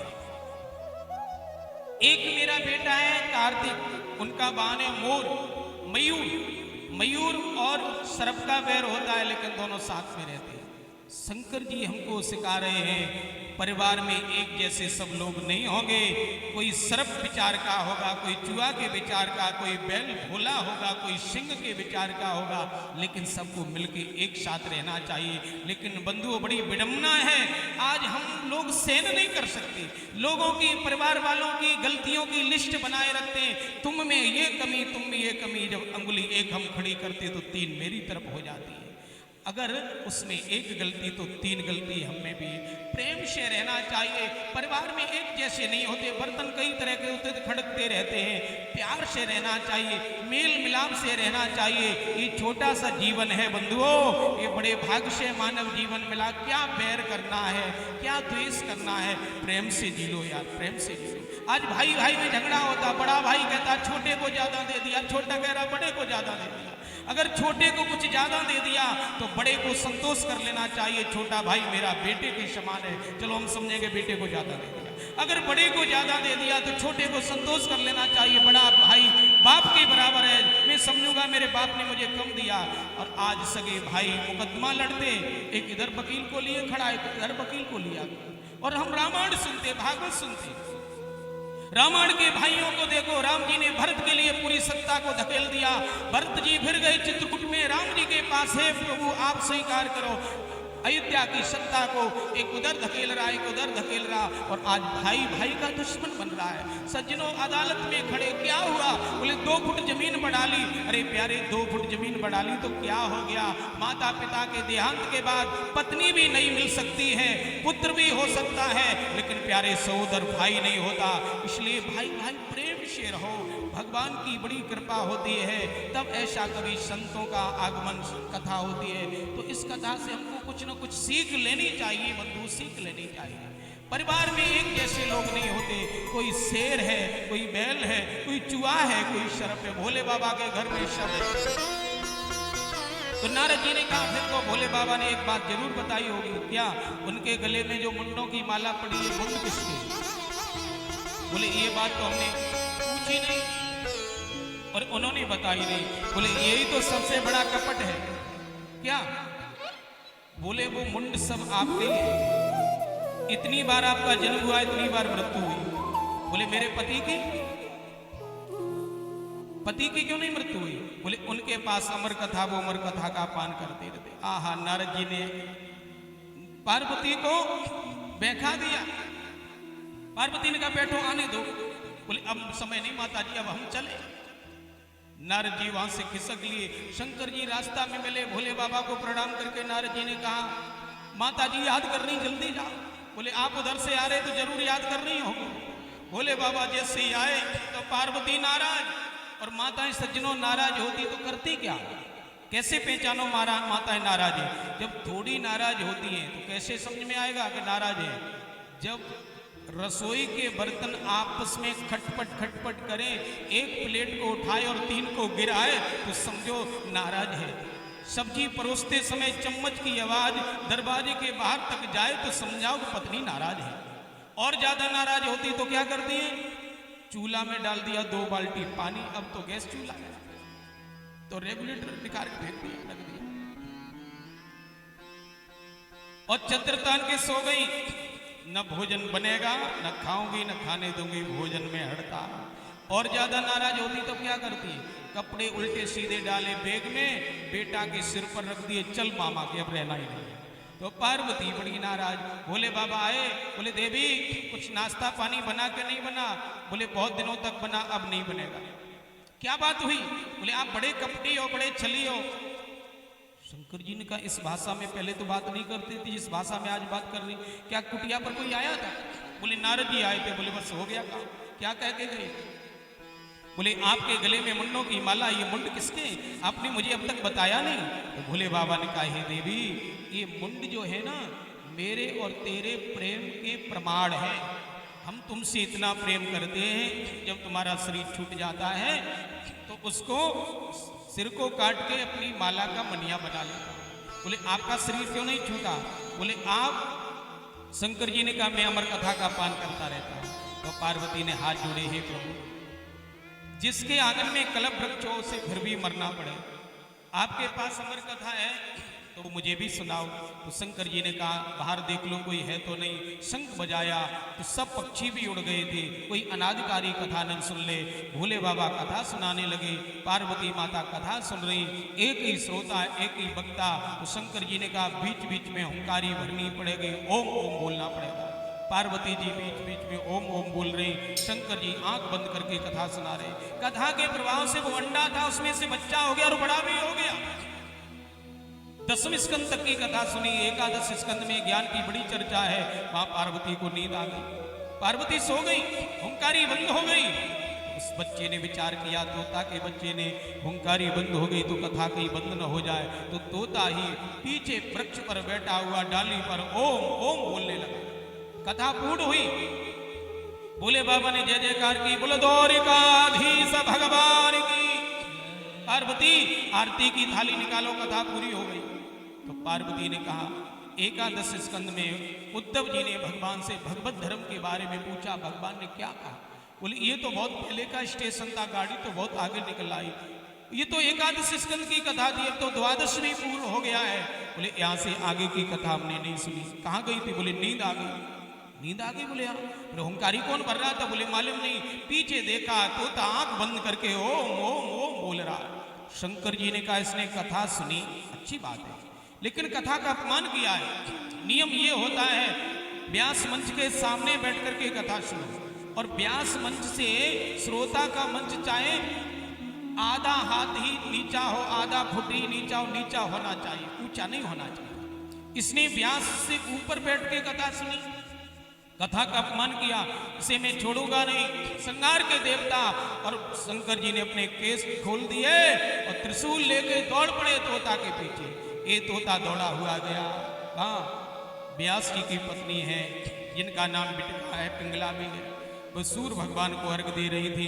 उनको जमाई आई और ये तोता उनका मुंह जैसे खुला उनके मुंह में प्रवेश कर गया और उधर में चला गया। आप कहोगे सोले आना झूठ, अरे मुंह में मच्छर भी चला जाए तो छींक आ जाती है, ये तोता कैसे चला जाएगा? मच्छर मक्खी भी चला जाए तो छींक आ जाएगी, ये तोता कैसे चला गया?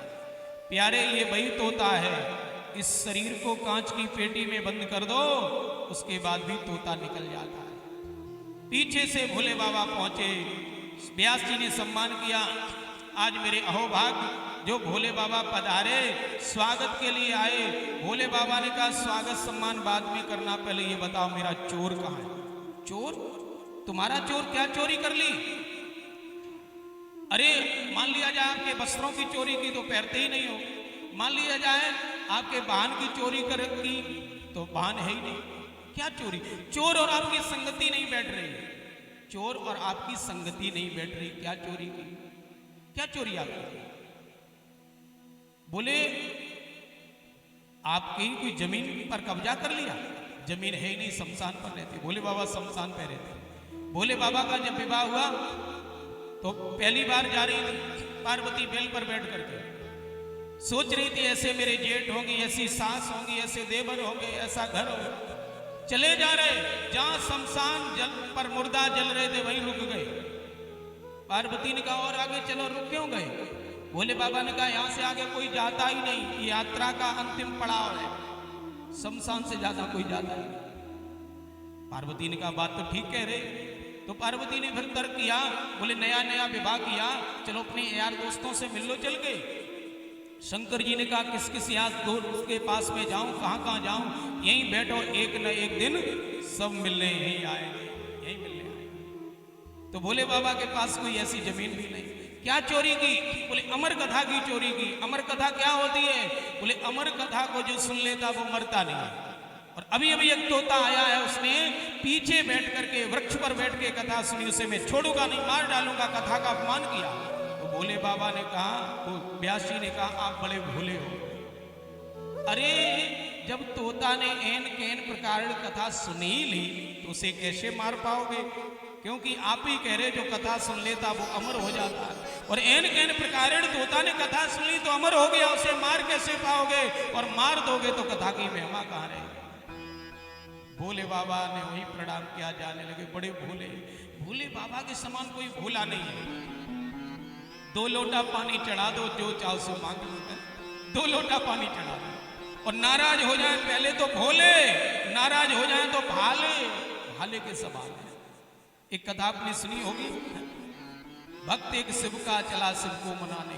एक चोर था, चोर, तो वो चोरी करने के लिए गया, गांव कोई मिला नहीं उसे। गांव के बाहर एक खंडर मंदिर था शंकर जी का। उसने विचार किया चलो शंकर जी को ही देखते हैं, कुछ मिला। शंकर जी को देखते कुछ मिल जाए। शंकर जी के मंदिर में जाकर सोच रहा था कहां जाए, चोरी करने के लिए कहां जाए। तो देखा शंकर जी के मंदिर में कोई दूसरा भी नहीं था। विचार किया बैठे बैठे क्या करेंगे, चलो थोड़ी पूजा ही कर लो।